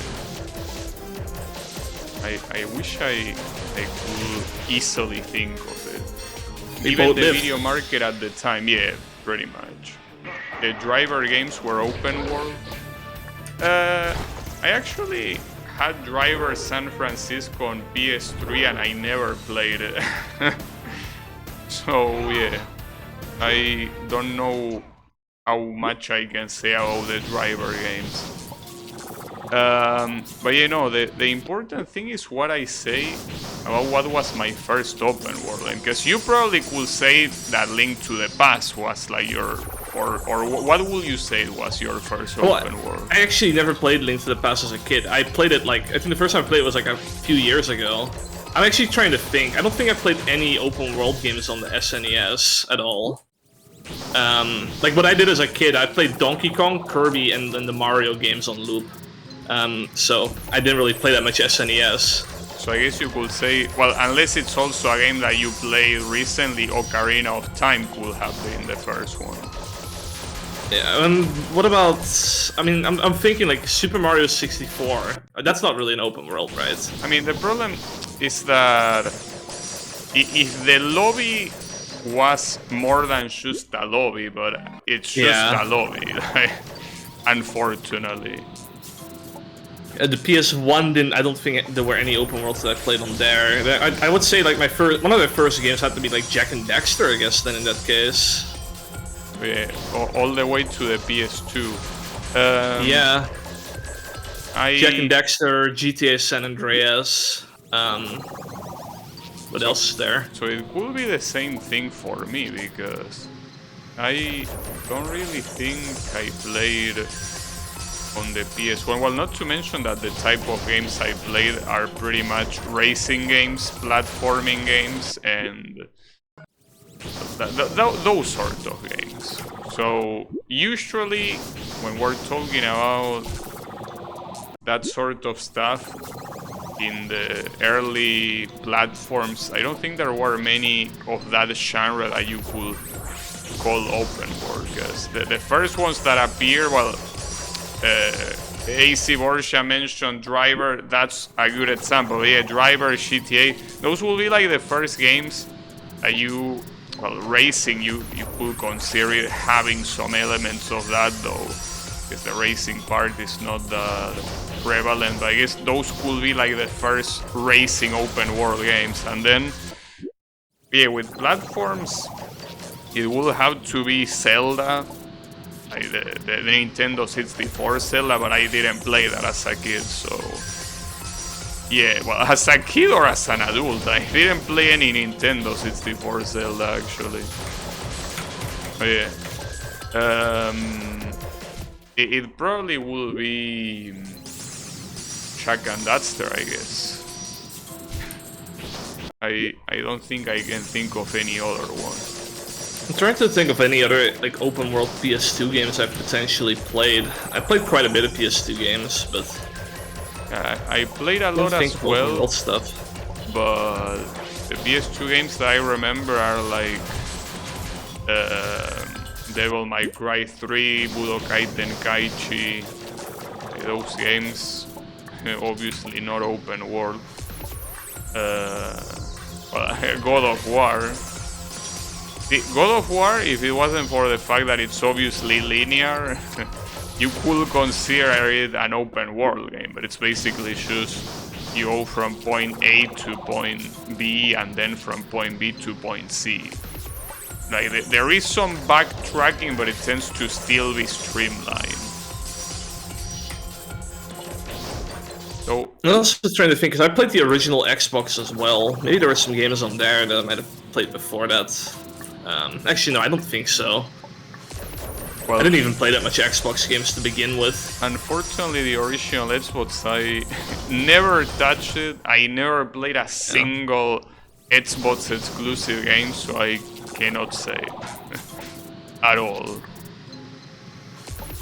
The first Xbox exclusive that I played was actually a game that got ported to PC, so it pretty much stopped being an exclusive, which is a Killer Instinct, or well, the 2011 version, right? So that one, I think, was the only exclusive. Crazy Borsha says, I guess SS3 is technically open world. You can go down entire mountains without loading. Now the question is, what is SSX? It's a snowboarding game. It's a... Which... What? It's a snowboarding game. I don't know if it's open world though, because you still have to like select the track and stuff, right? Like there's still like a menu you have to go in. It's not like you can just walk around, or is it different? Yeah, I'm not sure what to say there, because the only snowboarding game I played was on the PS1. Although now that SSX is mentioned, I do remember Tony Hawk's Pro Skater 3 is a game I played. That is, like, I don't know if that's also really considered open world or not. It's hard to tell. That one is like, you have multiple different maps. Yeah, what it's hard for me to tell is which Tony Hawk I played for PS1. I think it was Tony Hawk 2, which is most likely the case since it's the most popular one, but... Might be. Tony Hawk 3 is for PS2, right? Or what console is it on?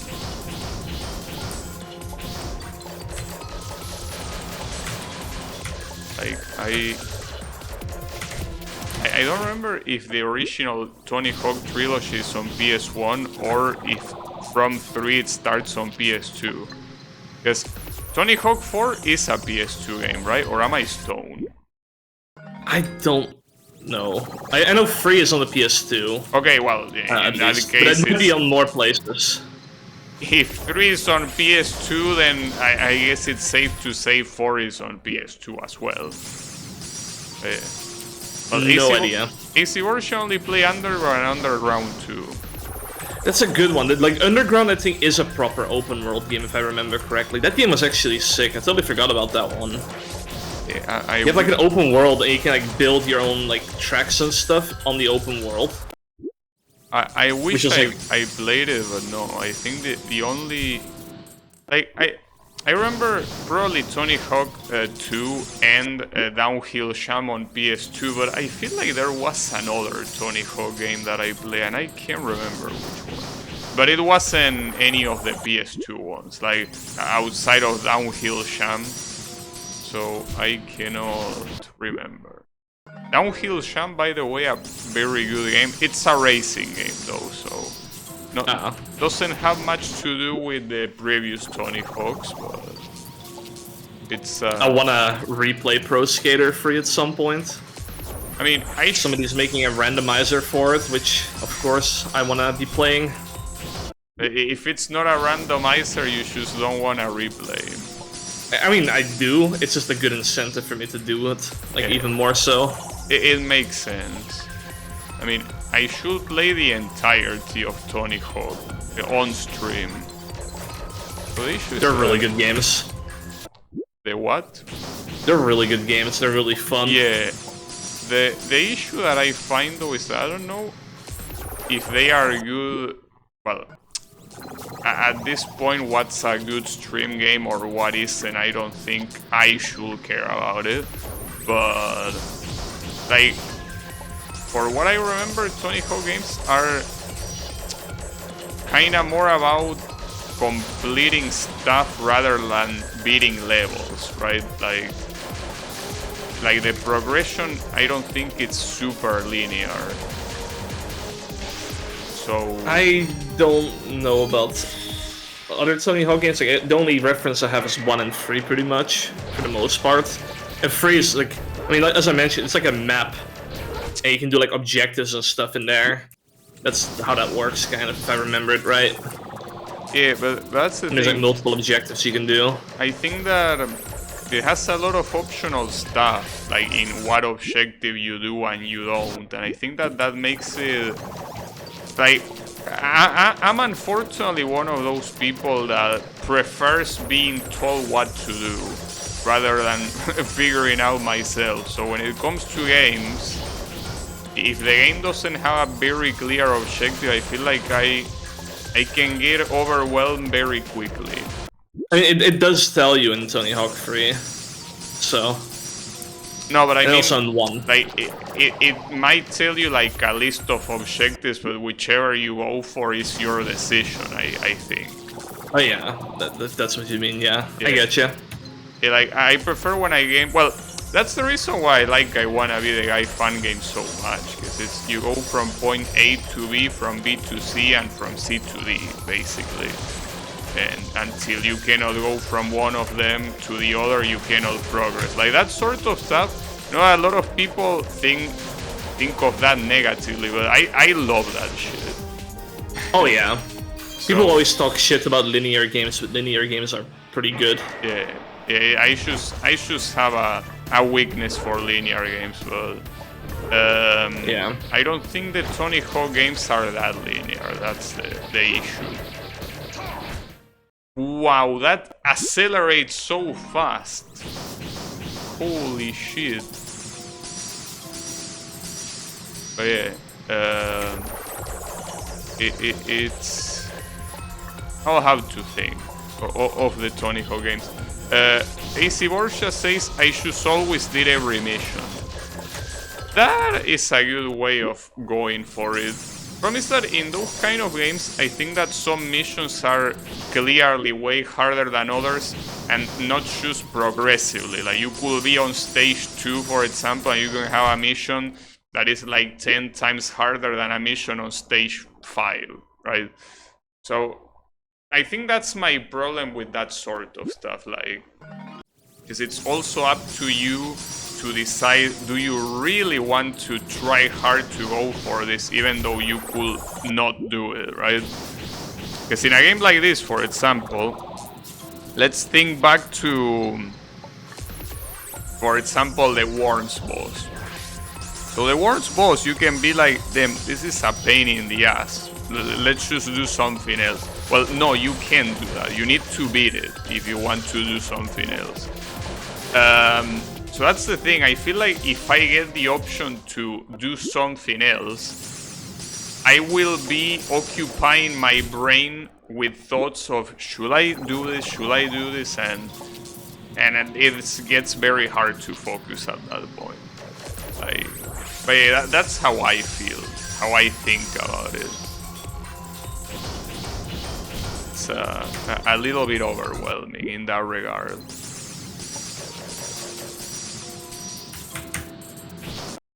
But yeah. Now the question is, AC Borja being our second anchor, or anchor, I don't know how to pronounce that word, like every time I pronounce it differently. Such a annoying word, but do you have any topic in your mind? Because believe it or not, what we're doing here is a talk show. This thing is just the background, right? Like, you know how some talk shows have New York City as the background? Well, we have this thing as the background. Yep. They're both trash. Yeah, it's, got them. Basically, we are just showing this for the pretty lights, you know. Look at how pretty that looks. But yeah, do you have anything in mind? It will be pretty funny if someone just comes and says like a very controversial topic. Will be funny. Yep. I mean, I probably wouldn't entertain their ideas, but will be a funny thing. Start some drama with another streamer. Well, if that streamer is someone like Yami, I don't mind. Problem is that Yami is not a streamer, so unfortunately, it's a little bit hard. But no, I was thinking more of like talking about international conflicts, right? Amazing topic. Something that definitely is a good idea to talk about at any point. With any type of public, indeed. Wondering when Yummy is going to address the weeb allegations. The weeb allegation, yeah, well, that's...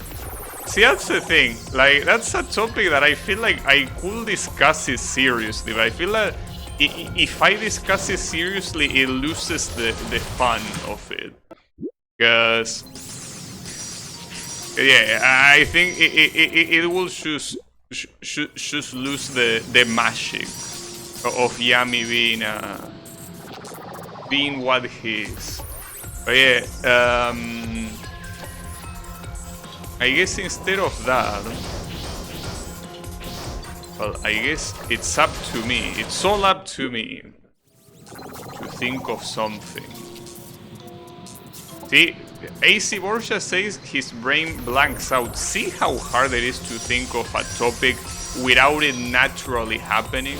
Because we were talking about Rayman because we were talking about like enemies that scare you as a kid because we were talking about games and stuff.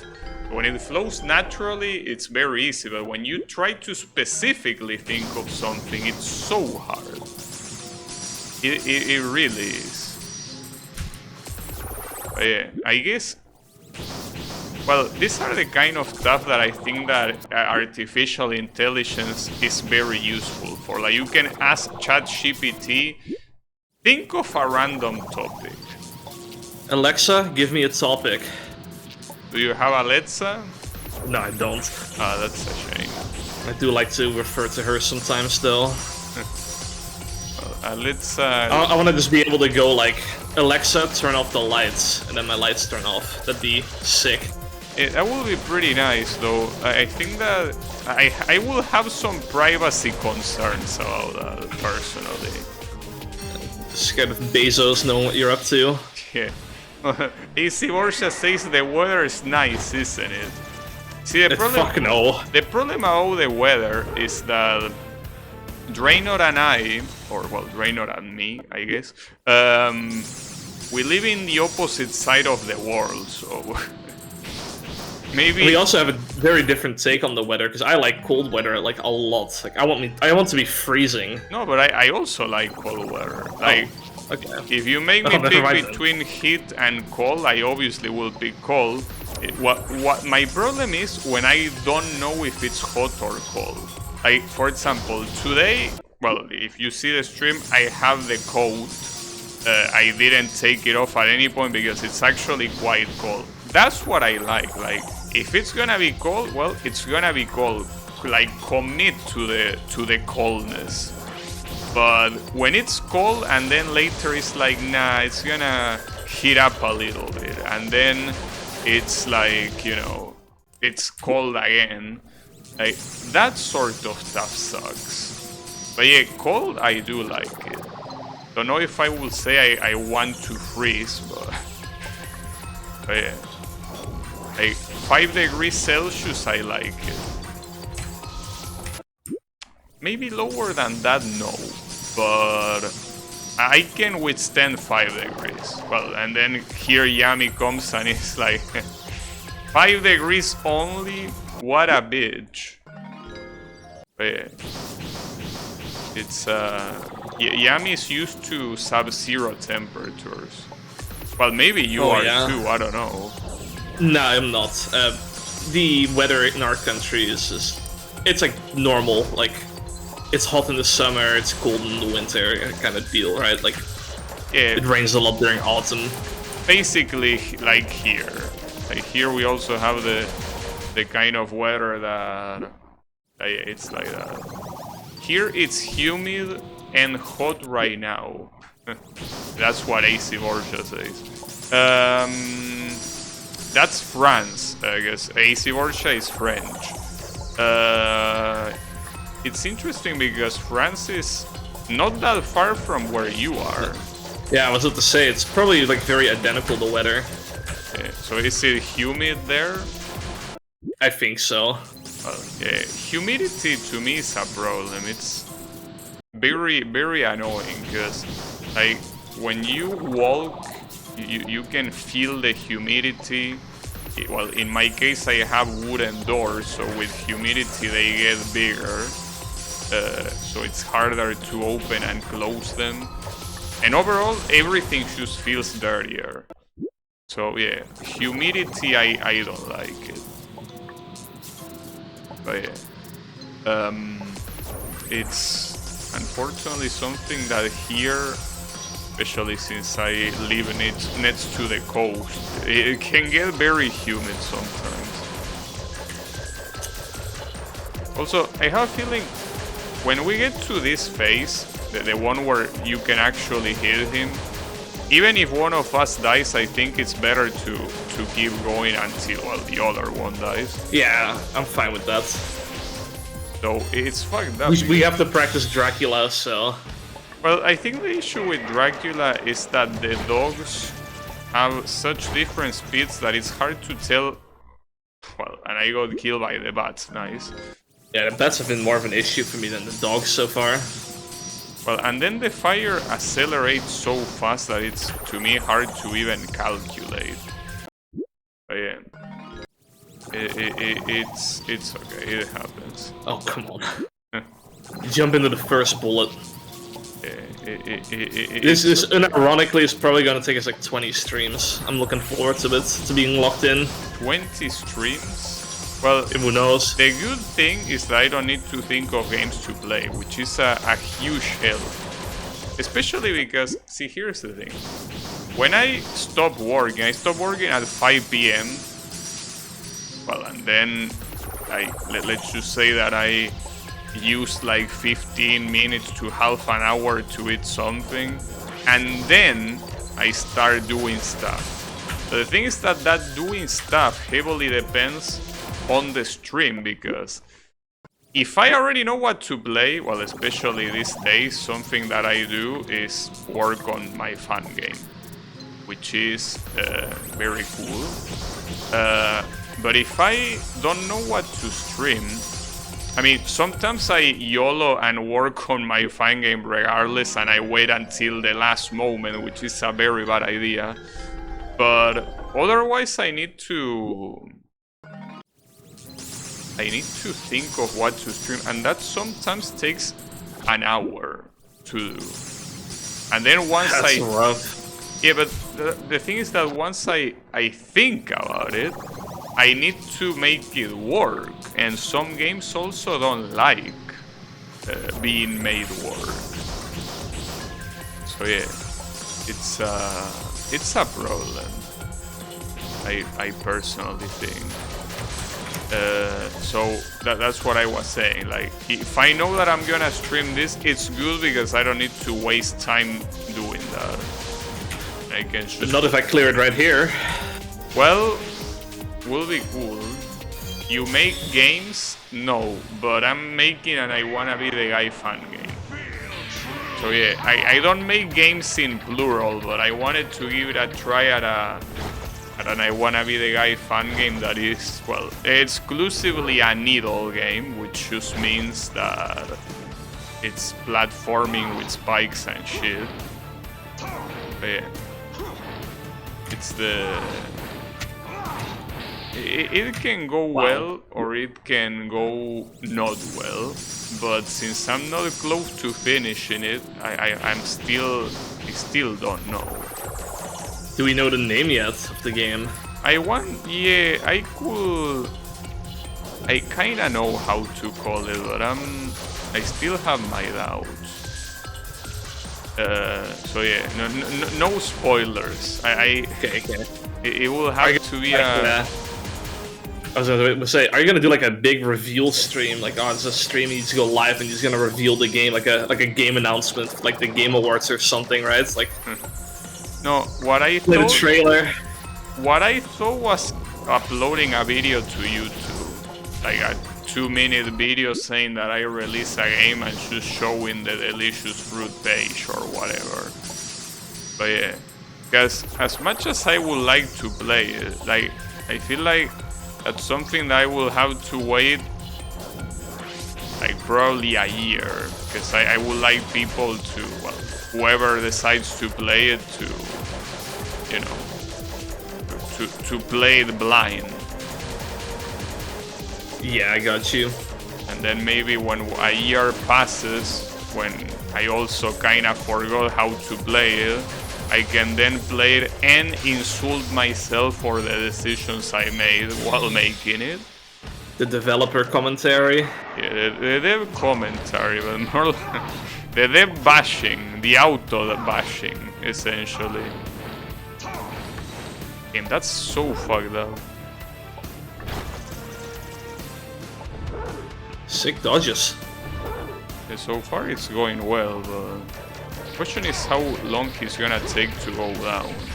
Or more importantly, how long he's gonna take to be vulnerable. There you go. I can Feel spam true here. power. True power. Oh, damn, this attack. Fuck. That attack is hard. Good attempt though. Yeah, I want to see at least what happens afterwards. That will be cool. I mean, it's most likely gonna be another boss. Or maybe we're gonna come back to this asshole. I don't know. But yeah, we will see. Also, these fireballs, I'm pretty sure, are from Street Fighter. They look like Akuma's fireballs. And those bullets, those round bullets, are from Toho, I'm pretty sure. The question is where the stars are from. Then again, they look quite generic. Well, they could be from Toho as well, from the fighting games. Wow, nice jump. Fuck. That's a really shitty pattern. Yeah, too random.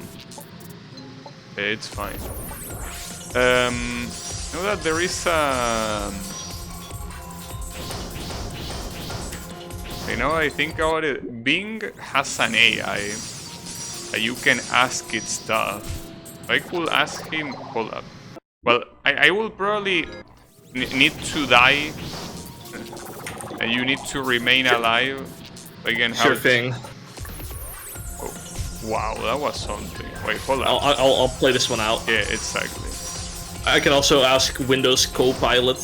Yeah, Which I got on my PC. Copilot the same as Bing's AI? I think it is. It's by...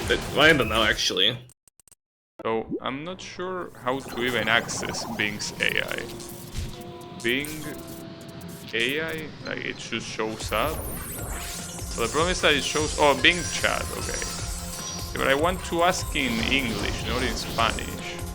God damn it. What if it just gives us like the most outrageous topic to talk about? That's what I'm looking forward to, but unfortunately, well, I mean, I could ask it in Spanish.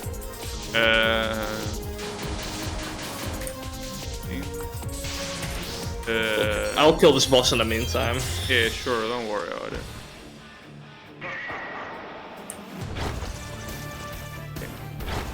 Having to think in Spanish while speaking in English is a little bit hard. Alright, let's see.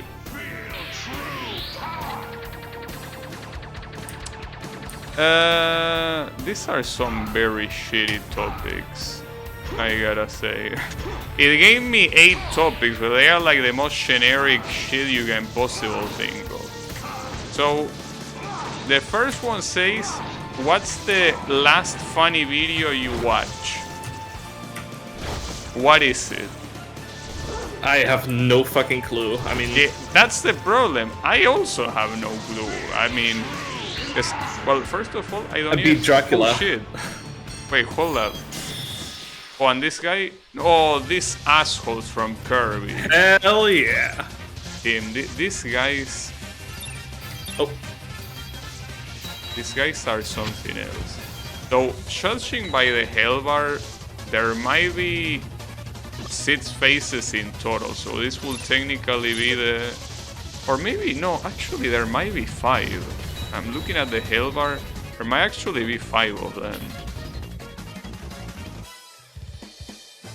This is Cherno in the original game. In Camellia. Oh, I thought you were talking about Kirby. Yeah, no, in Camellia, during this phase of the fight, Cherno appears. If I remember correctly, I'm dead. Wait, what are you supposed to do to shoot them? I already shot them. Yeah, but... Oh, so it's like a survival phase. Yeah, okay, I guess so. Well, Yami said something. I'm afraid to read it, though. If I'm a weeb, then the term is useless? Explain. Damn, that's some interesting hearing comprehension. Hey, maybe you need to adjust the speaker in your ear, old man, because I never say you were that. But yeah, you might want to readjust the settings.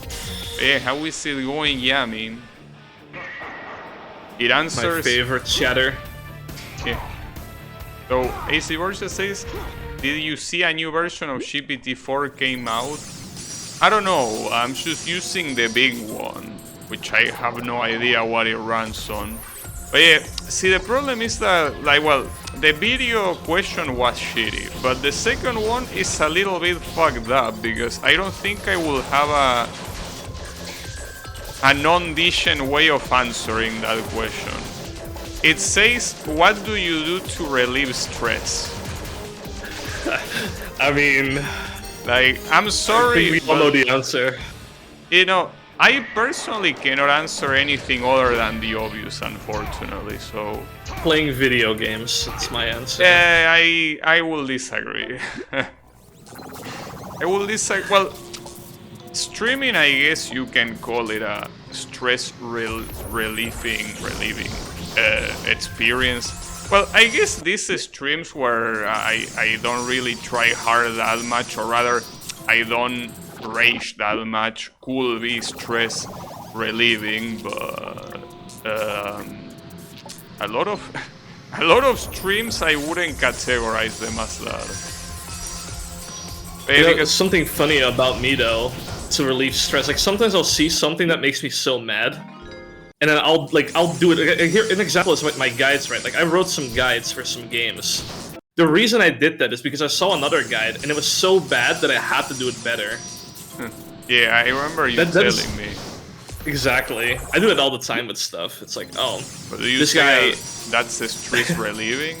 That is stress relief for me. It's like, something makes me mad. It's like, okay, I guess I'm just gonna do it better, and then I start working on something for like hours at a time. Because when I wrote my guides, I was like, literally writing like all day. Yeah, it was actually kind of therapeutic. Well, I commend you for that, but I unfortunately cannot agree with that. Because I personally, well, if something makes me mad on the internet, or I guess at work, I don't think I can do much about it. Like unfortunately just stay mad, basically. Stay mad, cry about it. Exactly, pretty much. So I don't think I can say getting angry is very stress relieving to me. Yeah, I don't really get mad per se, but it's just like something I'll see like somebody play a game and they're like horrible at it, and it's like, okay, I'm gonna go play the game now myself just to see if I can do better. And often I eat shit myself, right? But still, yeah. I do like to challenge myself, I guess, in that regard for some games. Yeah, I personally, well, I guess you can say that when I play a game like Project Diva, that could be stress relieving, because it's a game that I already know what to expect, I already know what to do, I'm not bad at it, and it's just a stream that I can turn my brain off. pretty much. Miku can't make anyone mad. That is like the perfect game. I don't know about that. I'm pretty sure that a lot of people hate Project Diva's gods. But yeah. Because I mean, it's a stream that is pretty much a music listening stream. I barely talk because I cannot talk during the song, so I'm not that sure if everyone loves it. I would like for that to be the case, but... AC Borgia says, I did 20 hours of theory crafting before because everyone was wrong.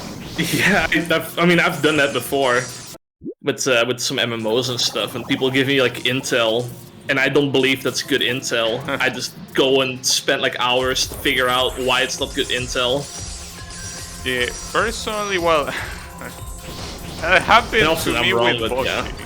You know that, well, I already told you, but BBF thought that Ghastly could hit obstacles and could pretty much hit the champ refreshes on World 11, but no. But yeah, I don't think I will call that, you know, relieving when I find out it's not the case. It's mostly in this case a pain in the ass because Sagat is such a useless fuck for those things. But yeah. Theory crafting is not really my forte. A big one for me was when Lost Ark came out. At least Lost Ark came out in the US. There was a lot of bad information going around, a lot of misinformation and whatnot. So like having to figure out stuff yourself was kind of mandatory. And even in a recent example, I played a game called Balatro, which is like a card roguelike, and yeah, that game, I feel like a lot of people are wrong about that game too. And I end up just having to like play my own strategy, and my own strategy works really well. Like I can win consistently. Here AC Borgia was talking about Phantasy Star Online 2.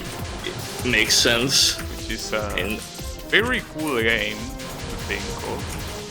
But I think there are some very old/obscure games that sometimes I play on stream, and when I try to look up information, I don't find shit. And yep. I think that paid off with one of them with Outrun 2, the PC version. You can get ranks on the missions you have, and back when I played it, there wasn't anything that you could just watch to see how to get AAA.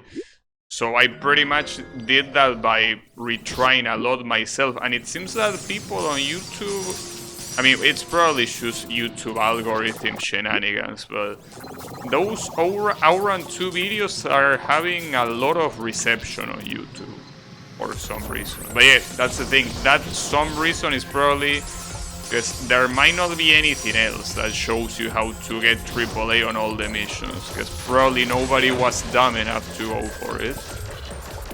So yeah, essentially, I guess that's as far as my theory crafting goes. Yeah. Basically. I've recently got a comment on one of my guides. It's for a game called Trepang 2. And one of the achievements requires you to find like a whole bunch of collectibles around all the levels.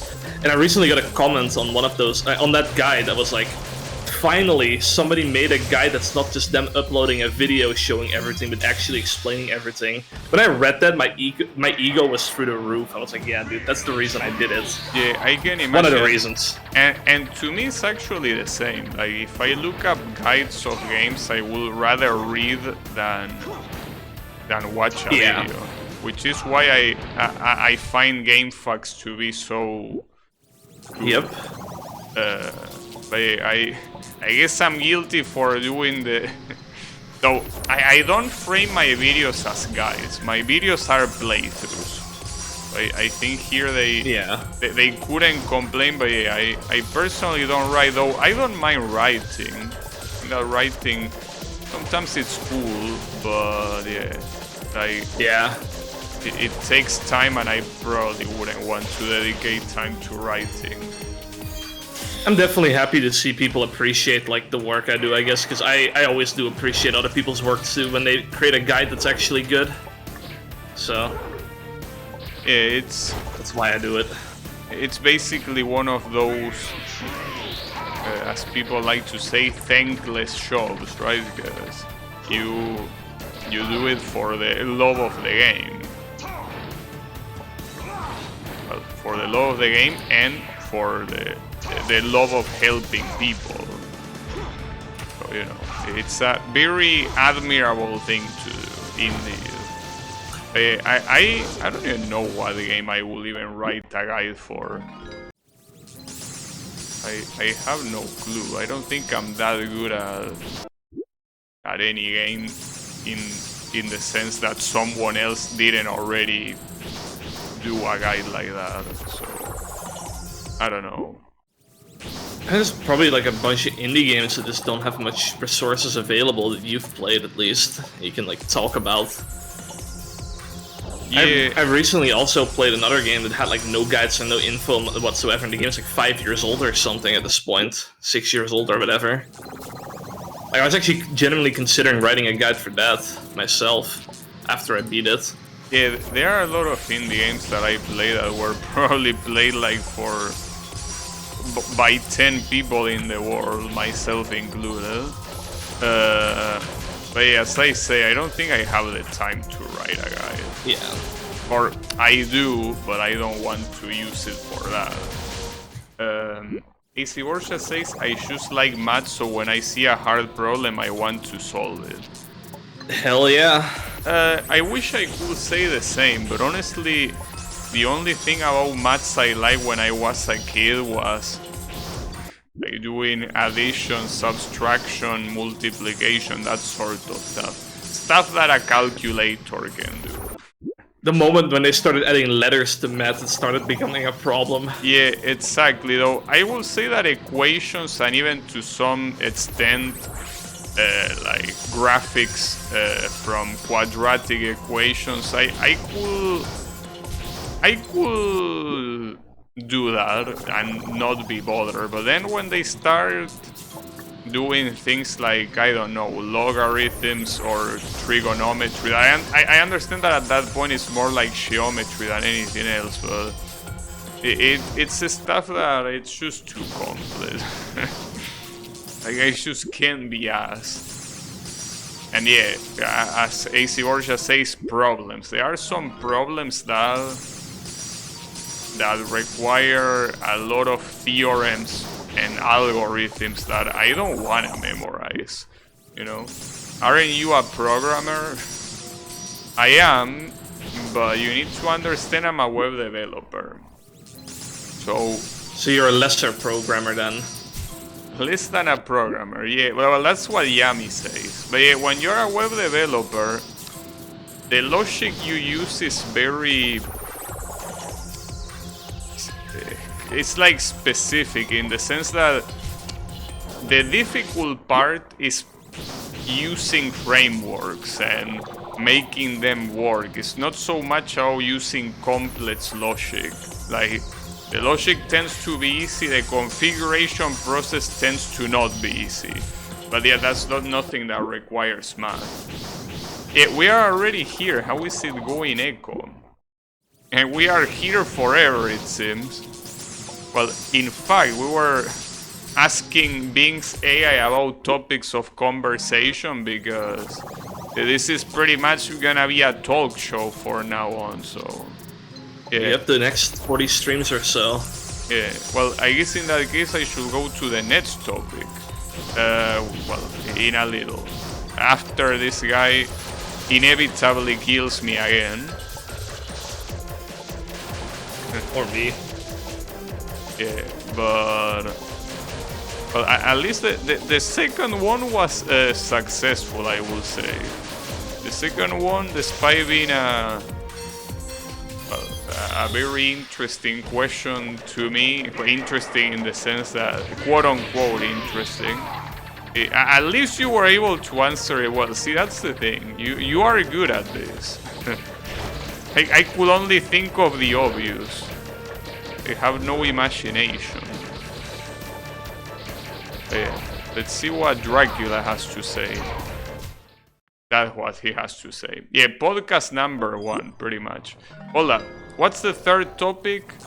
What are you obsessed with? Yeah. Oh shit. Alright. Let's not talk about that one, honestly. What are you obsessed with? I mean, See, obsessed is like... That's like... Obsessed, like the word obsessed sounds like unhealthy to me. That's like the thing. well, I will say that obsession... Problem is that it's one of those words that you can interpret it a lot, because motivation can also be interpreted as obsession, and motivation is not a bad thing. Like, for example, the game I'm making, let's assume that I have a super big drive to do it, which, I mean, I don't really have, but assuming I do, you could say that that's an obsession, but that I wouldn't say that's an unhealthy one, well, unless you stop eating to do it, in which case it would, but...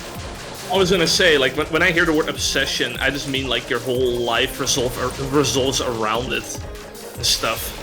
Yeah, I think it will probably be less drastic in that regard. But if I had to say, even talking about a more light-hearted obsession, I don't think I have any obsessions. Like, I cannot really think, like, maybe streaming, but is that really an obsession? That's just a hobby, and I don't know if I'm really obsessed about streaming that much. So, in my case, I think the answer will be nothing. I don't know if you will be obsessed with something. Nah, I mean, I have, like, a lot of stuff I really like and enjoy and whatnot, and stuff that I work hard on. Like, when I get motivated to do something, it often comes in bursts. So, like, writing the guides and whatnot, like, I'll spend, like, a whole week writing, and then, like, I won't do it for, like, a year. Right? Yeah. Something like that. Yeah, it's basically something that is not, like, a lifetime obsession. Yeah. And, well, AC Borja said that he used to have a huge Osu obsession before. Well, the Osu... back Sorry when to hear that. Yeah, like back when I played Osu, I guess you could say that, yeah. Did you also have it? I mean, I have that with rhythm games in general, not just Osu. I played a lot of rhythm games like almost every day at one point in my life just to try to get better. Yeah.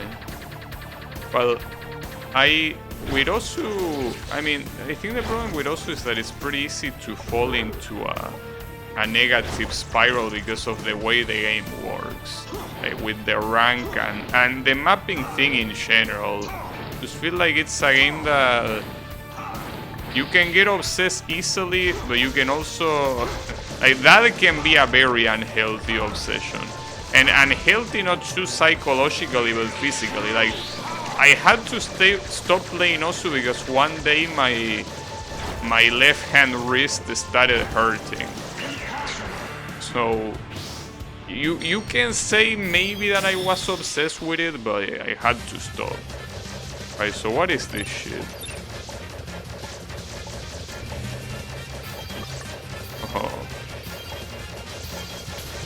Oh, that's a very interesting attack. I'm surprised you dodged that one. Well, I mean... I kind of remember this from Camellia Free, this fight, so like the Shite and Brine, Bright and Shine, I can't say them without saying that. Yeah. But yeah. A little bit of a tongue twister. Shite and Brine. Yeah. Shite. So, AC Borja says, I had a pain in my middle finger for months because of Osu and had to stop playing. Yeah, because the thing is that, well, something I would like to add about Osu, that is how, like, my opinion after carefully analyzing on those years of playing and then the aftermath, that I have come to the conclusion that Osu is a shit game. That's my very careful analysis, that Osu is an actual shit game. But yeah, I don't know if you have anything to add to that. The moment like you start caring about ranked and all that, like your scoring and all that, that's when your life starts going into like a downward spiral. Yeah, but I think That's that how I see it generally. it's besides that, because it's a game that it's pretty hard to find it fun without playing like the approach rate 9 stuff. Like the game without that, at least to me, obviously everyone has their preferences, but if it's anything below AR9, it's not fun. But the problem is that anything that is AR9 is usually quite hard. So if you want to play that, you need to apply a lot of pressure to your hand, and that's the problem. That's when it starts getting physical. And well, not to mention that Osu markets itself as a rhythm game, but it's pretty much an aim game that has some rhythm in it, but like that's the thing. As a rhythm game, obviously in my opinion, as a rhythm game it's bad. As an aiming game it's bad, because at that point play a first-person shooter, and as a multiplayer game it's bad, because there's barely any multiplayer to do in the first place. So I feel like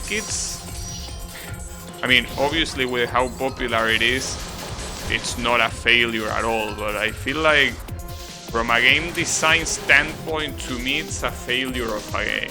But yeah, obviously it's an unpopular opinion, because it would be an unpopular game if that was true. But yeah, I mean, for me, I never really had any issues with finding any charts or anything on Osu when I played. But like, I also mostly played Step Mania back then instead, and I think Step Mania was a much better game. Also, Osu does something that no other rhythm games does, so that's what kind of makes it pretty good, and it's very accessible to like newer players. So yeah, than like Step Mania. Well, I mean, compared to Step Mania, I think that a lot of games are beginner friendly, but the thing is that it's like a trap, you know. It's beginner friendly, but when you start getting into the more harder stuff, it's rough. It's very rough. And yeah, as I said, it can get physical very quickly. Also, thanks for the raid Barfies. How is it going? Yeah, good luck. Well, we do need good luck after all this is super. Well, you can tell this bat attack is super. Well, any attack, the bat attack, the wolves attack, the the up green bullets attack, anything. Well, and then this shit. This is extremely random. This is so random that we've been struggling here for a while. So yeah. It is what it is. Well, while you are dead, while I am dead, let me check the next point on Copilot. Yep. But this is now talking about physical intensity and like rhythm games and stuff. I was actually playing rhythm games before doing this, and my hand is starting to hurt now. So, because I'm mashing a lot. Yeah. So good times. I mean, I think that it's also one of those things that unfortunately comes with age. Like when you are younger, you can do a lot of shit that doesn't hurt you, simply because when you are young, your regeneration abilities are are basically up there. But yeah, as you get older, they are not very good, you know. My bones are starting to get creaky. Yeah, it's mostly like everything really starts slowing down. But rhythm games are probably the most intensive ones you can imagine. I mean, I can play like long ass stamina charts still, so I mean, I'd say overall I'm still fine.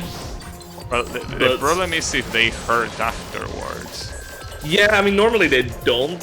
Like, I think today is a bit of an exception because I'm going from rhythm games into this, and Well, Yeah, you I guess shouldn't so. be mashing here, though. Are you mashing? I'm always mashing. I do top DPS for a reason. Yeah, but the issue that here is it really better to mash when this guy is in the air? I mean, I don't know if it's worse or anything. Like, auto fire is slower, so I'm committing. Well, I guess I could try it too, but I mean, the Don't thing have is to, that don't wanna. with someone like Shimakase, since she, well, sometimes she move away, but usually you could stay in a platform and then mash a lot and every bullet was guaranteed to hit. But I'm gonna try here actually. I mean, I just mesh when I jump. Like, I jump and then nash, like, all my bullets and then, like, dodge and stuff, basically. Yeah, but see, for example, here, I don't think I'm downing him. Well, he changed phase right in time, but... Yep, there it is. See? But, yeah, I don't know. I feel like I could have gotten that in the same amount of time without mashing, probably. I'm gonna have to probably do the mats and theory crafting after stream. Yeah. I'm basically gonna get obsessed with the DPS and I wanna be the co-op in the... Oh, I forgot to shoot, straight up, damn it.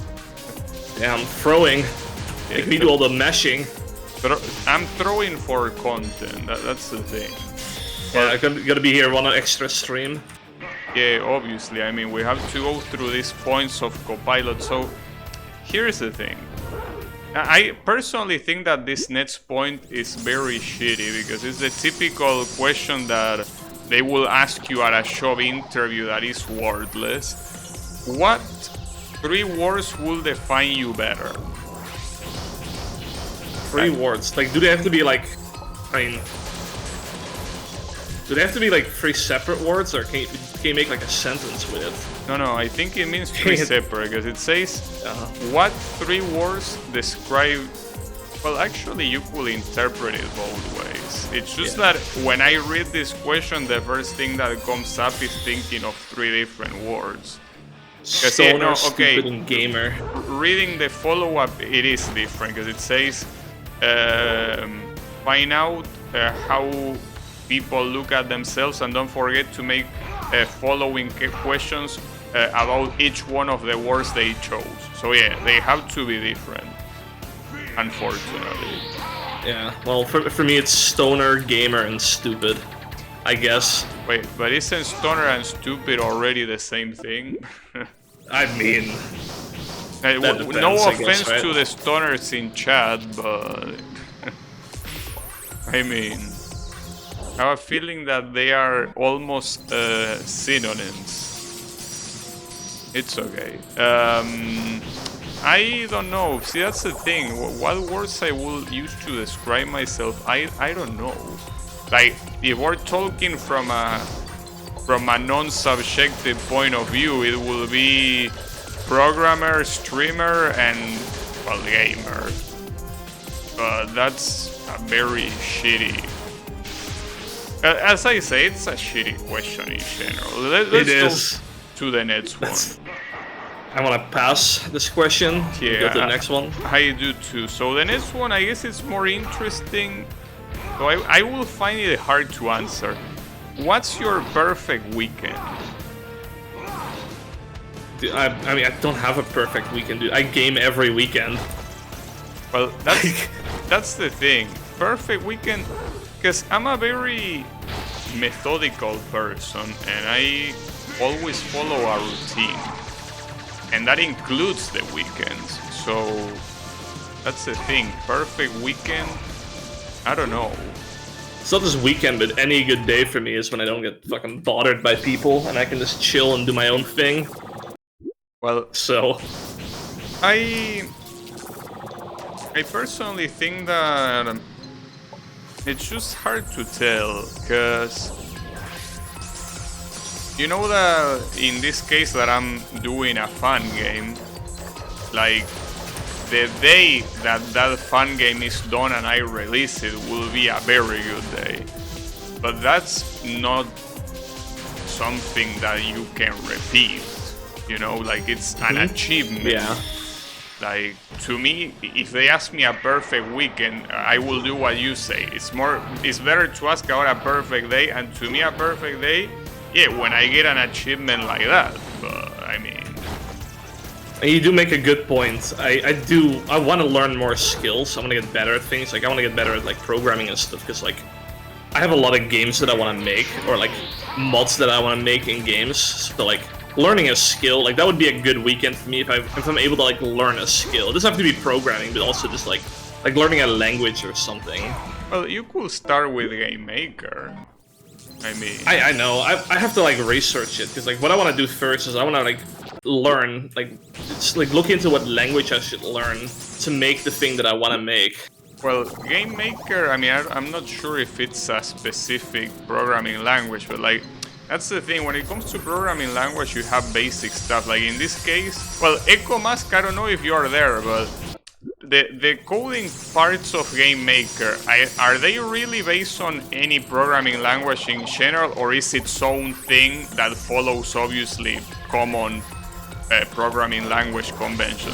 Because I see and I also write for some specific cases. There are ifs, there are like loops, there are events that are functions that get executed. You know, there are objects that have properties.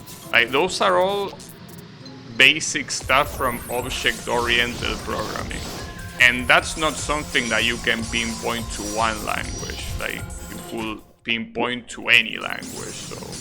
Yeah, okay, AC Borja confirms it here. A Game Maker is its own language. So there you have it. Yeah, well, I just want to see what language would be the most like useful for me for what I want to do, because it's a lot of different things I want to do. I think I mentioned it last stream, but I get like a lot of dreams. And these dreams are like of games that don't exist, and they're like the most stoner-ass games. It's like that I want to make that a reality. Well, the problem of making games is that obviously there are many ways of doing it, but I really wouldn't recommend anyone making a game from scratch, like from zero. Like that's not a good idea, because at that point you will need advanced programming knowledge that I don't even have. Not like I'm a super good programmer, obviously, you know, I'm just a web developer. Right. But, like, you shouldn't do things like, well, I'm gonna code the image rendering, I'm gonna, you know, code the memory allocation system. No, you shouldn't do that. Like, what you should do is, in my opinion, you choose a well, in this case, an engine like Unity. Well, not even an engine, it's like a whole development environment. And you start from there. There is programming in there, but the thing is that programming tends to just be super basic programming stuff. Like as I said, if structures, so like conditional structures, loop structures, methods that get executed when something happens, aka events, objects with properties. That's just basic, very abstract programming stuff, and you don't need any programming language for that. Though you could practice with something like Java, for example, that is extremely simple. But at the same time, since it's gonna be something specific, in this case for game making, you can just go and do it. Like you can learn on the spot. You don't really need to learn outside of it. That's what I think. That's kind of thinking. Like if one of the mods I want to make would require like Unity knowledge or something, I'll just like, alright, I'll just go learn what I need to know in Unity, like the bare minimum, just to make what I want to make.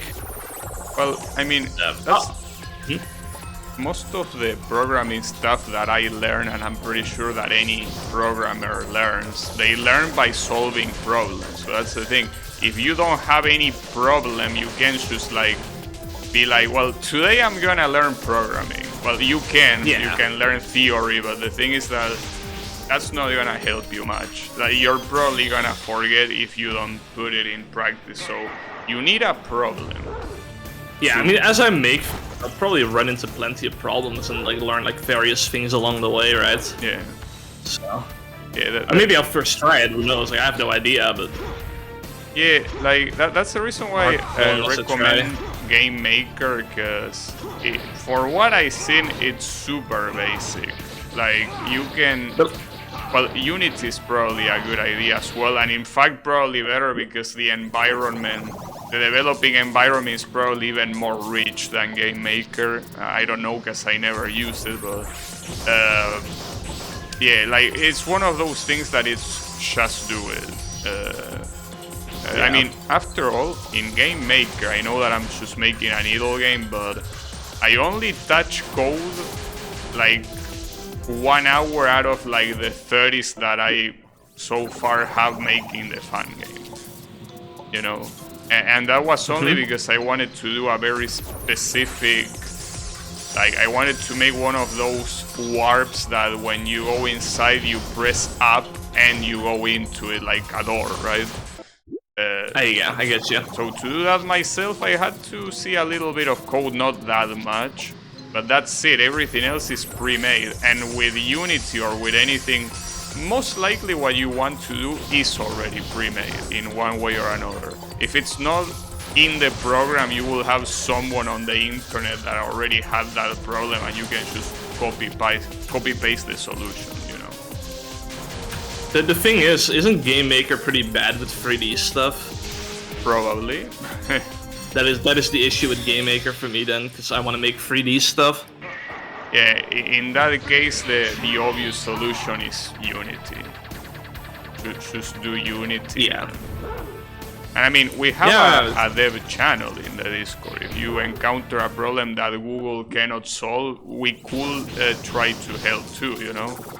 Yeah, I mean, that's of course, I'll be using that. It's just, I need to actually start doing stuff, but like, you know, start doing dev work, I guess. Yeah, but it's important, I think, to start making something that is simple. Like, yeah, I mean, that's what I wanted to do. Like, I wanted to make a simple mod for him. I mean, the one idea I had is like for Subnautica. I wanted to make a mod for that, and I think that requires Unity knowledge, if I'm not wrong. I don't know if mods. Well, I don't know how mods. It's different. Because the thing is that creating from scratch, well, from scratch in the sense that you have an editor and you put whatever you want there, is different than working with something that is already made and has its own logic and all of that. But yeah, I don't know because I never work with mods, so I wouldn't know. I'm sure there is like some like knowledge I can pick up either way from doing that. Yeah, obviously, yeah. That anything you do will be better than nothing. That's for sure. But yeah. Also here, wait, hold up, guys. Actually, surviving Dracula somehow. Wow, nice dog. I like what AC Borja say that the perfect weekend is sleeping all day. I kind, you know that sleeping. Fuck, that attack sucks. Sleeping all weekend is something that will be cool, but I feel like I will feel like shit afterwards. That's the issue. The thing is, if you're sleeping all weekend, you're wasting precious time learning skills and like doing actual productive things. That's how I see it. Yeah, well, I mean, I say that, but I do oversleep a lot on my end, of course. It's just, yeah. I love sleeping. It's just that, yeah, using a weekend to do mostly sleeping might be a problem, but yeah. Like I could be like contributing to the community or something, right? Like I don't know. Yeah, you doing will be something doing productive. a lot of things. Indeed. And here Yami is saying these questions are giving off speed dating vibes. I know. I don't know. I agree. I don't get to that, so I wouldn't be able to confirm. And then AC Borja says, I always struggle learning game engines. Well, for now I think the important thing is for Draynoth to just learn basic logic. Because, you know, for you and for me, it might be obvious to be like, well, if there is an if block, it just evaluates the condition and it executes it if the condition is true. But for Draynoth, that might not be that obvious. So he first needs to look at that and see how it works, see what a boolean is, you know, what boolean operators are, that sort of stuff.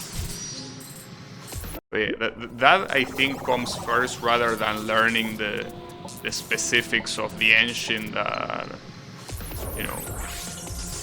I learned that actually like a while ago when I was learning JavaScript, I think. Yeah. So. It's something that Boolean stuff is very, very important. I actually have been kind of learning a little bit of JavaScript recently because I've been playing a game, like an MMO, that requires knowledge of JavaScript. So. Well, JavaScript, the thing that it has is that it's a language without typing, but I guess at least well, it has typing, but it's very weakly typed.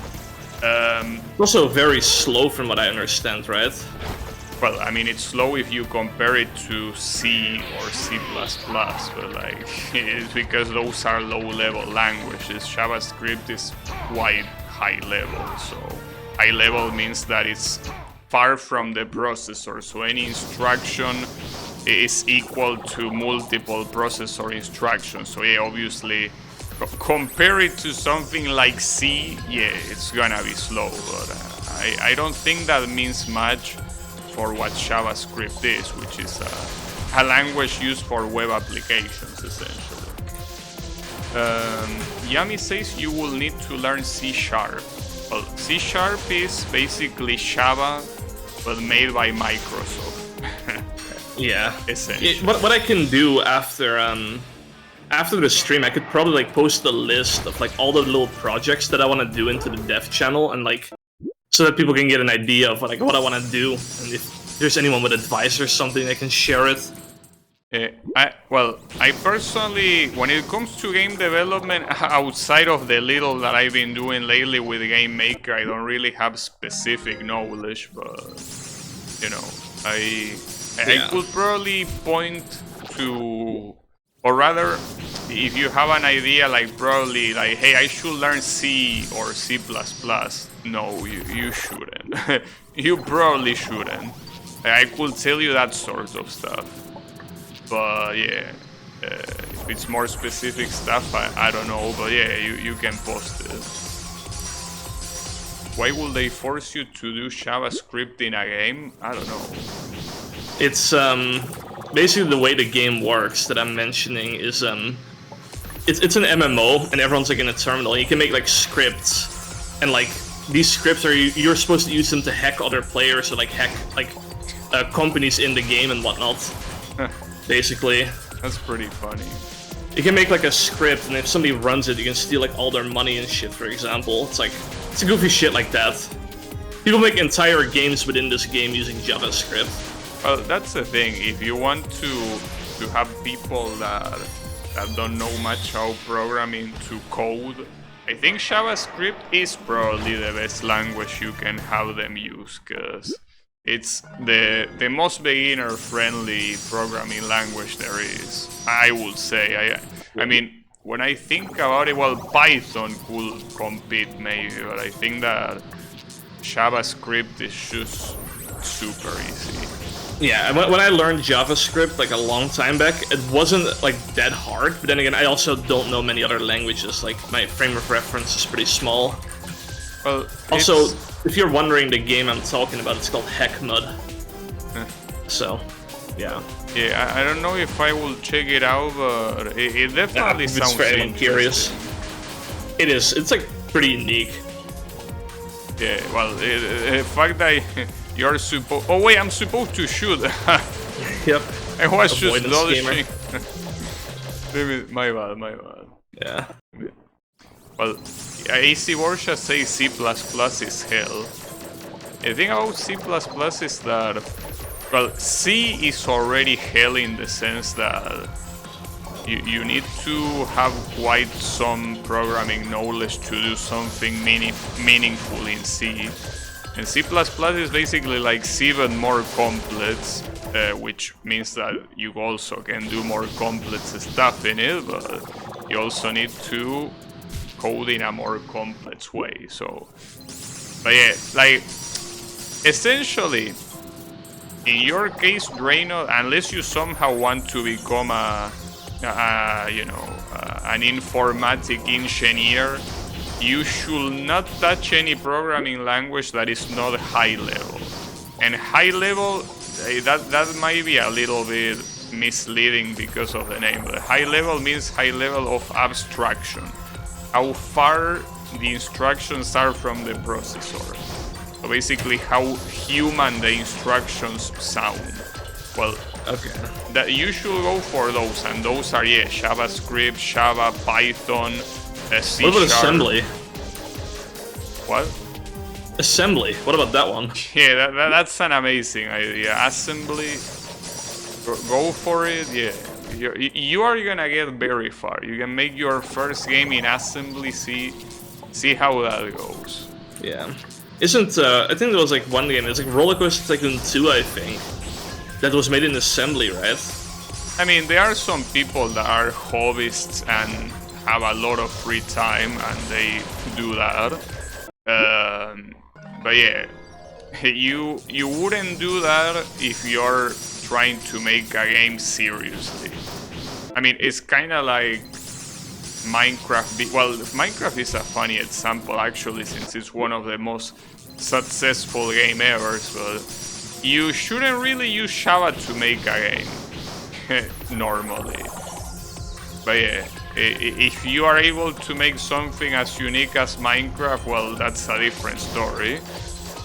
But yeah, Java, I mean, Java, as you know, it's a high-level language, but it's not very optimized to making games. Java is a game that is optimized to do servers, like, you know, servers that receive requests and give an answer, give a response. That's what Java is used for. It's not used for games simply because it's not optimal. It's slow. It's a slow language. Well, and that's what AC Borgia here is saying. 90% of games made in Java lag like hell. Yes, because it's not supposed to be for that. It's not supposed to be used in games. It's usually just a server thing. I have some bad news. I think my keyboard's breaking. Yeah, well, that's why you shouldn't be mashing. No, it's my shift button, my jump button. Because what sometimes happens is when I jump, I just double jump immediately, like it double taps. Well, oops. Well, yeah, I hope that's not an issue. You can map it to control, maybe. I don't think I can live with that. And can you replace... Well, I will assume the problem is not the keycap. I don't think so. I'll have a look at it, see how bad it gets. Well, I mean, if it makes you feel better, at least you will be able to tie with me in skill. I guess so. Give myself a handicap of the sort, right? Indeed. But yeah, that sounds like a problem, though. Having double clicking in a key is messed up. Yep. I should read the other question, but Mr. Dracula here is... Well, actually, we are... I mean, I'm gonna change it. We are both alive. Yeah, indeed. Yeah. We are both alive. Yeah, there it happened again. I couldn't double jump because it double jumped for me already on the first jump. That is awful. Well, it's interesting that it decided to happen exactly on this game. Yeah. I guess I will need to carry him. You will maybe be I'll in have trouble, though. Maybe I'll have to open up the key and have to like blow the dust out or something. Maybe that's what I need to do. Well, the issue is if it's the... Well, I don't know how it's called, but like the receptor, like the thing that is between the key and the circuit. Like that thing. If that's the issue, I don't know if you can replace that easily. Because I don't have a mechanical keyboard in the first place. Wait, where did... I think... Hold up. My conversation disappeared. Oh no, the last question. I mean, there were like 3 more questions, but I don't see them. Why? Never know the truth Oh, now. never mind. Well, okay, I press back. I mean, I don't know when I got out of it, but press back and it's here, and it says... This is a funny question. Yeah, sorry that I haven't been paying attention, but the talk show must go on. But yeah, this is a stupid question. I do have an answer, but what's your favorite number and why? 420. I mean, I don't know. 42, 420. Okay, well, I guess I don't need the to funny ask number why. strat. I mean, it's just funny numbers, I guess. Yeah. Well, I actually I do have an answer, and it's the number 125, because, well, I think I already say that in another stream, but if you use a little bit of your imagination, 125 looks like a Formula car. And when I was a kid, I really liked Formula cars.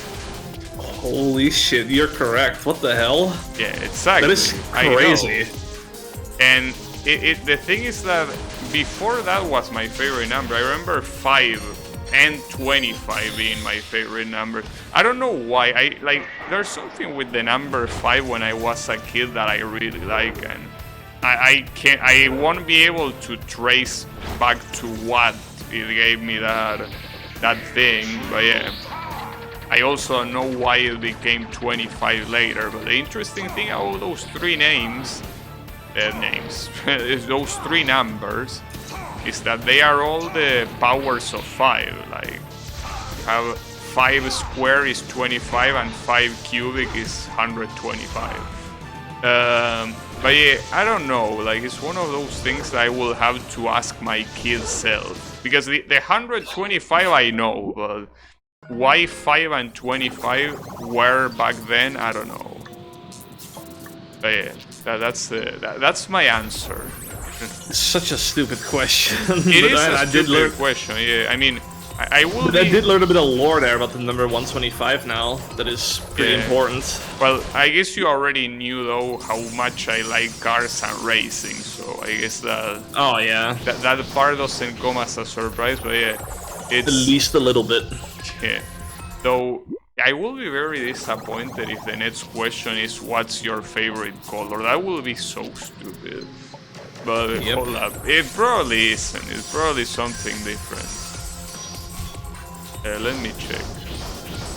It's... Well... this one... Well, I guess you could answer it. I don't think I would. What plans do you have for this weekend?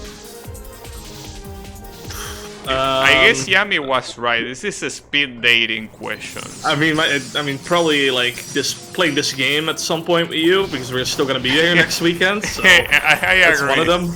Very much. Play this game.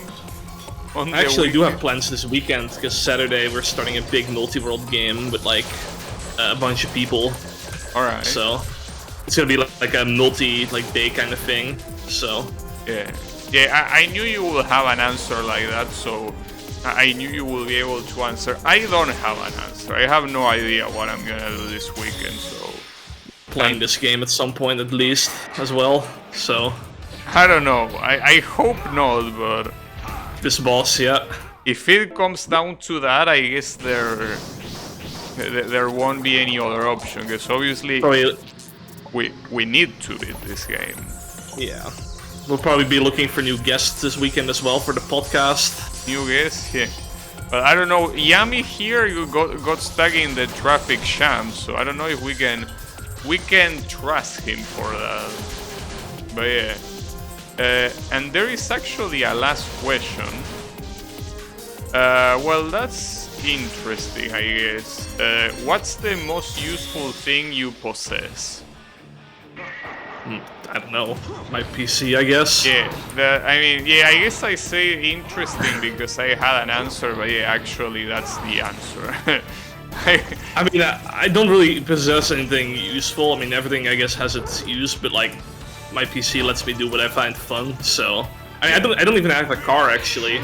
No, I don't either. for most of my like travel and stuff, I just either go on foot, like I walk, or I take public transport to go wherever I need to go. So yeah, and in my case, the computer also helps me work. So yes. I mean, and a phone could be a good argument, but like I'm like one of those like people. I'm like a Buddhist monk. Like I live without technology when I'm outside. I don't bring my phone with me almost anywhere. I don't use my phone for anything other than like important calls. I'm like one of those people. Well, I will say I don't even have a phone, so... I used to not have a phone for the longest time. The only reason I actually got like a proper smartphone was because I was playing an MMO and I had to like keep in touch with my raid group at the time. So I had to get a phone that I could get Discord on. That's like my only reason. Yeah, personally, I gotta be very thankful that my shop still hasn't forced me to have a phone, because we use Discord, so you don't really need a phone and stuff. Yeah, very unprofessional. But yeah, my company is indeed very unprofessional, and so is the pay. Obviously, we're gonna be unprofessional. We're gonna be unprofessional the whole way. But yeah, it's essentially that. So yeah, so far, my most valuable possession is indeed my PC without a doubt. Unfortunately, though, that was the last question. But that's the thing, like, when I was thinking of topics, I wasn't thinking of this. Because, see, here's the thing. I told the AI, tell me a random conversation topic, and the AI answer, of course, here you have some conversation initiators. No, I don't want an initiator. I want a topic, you know? Yeah.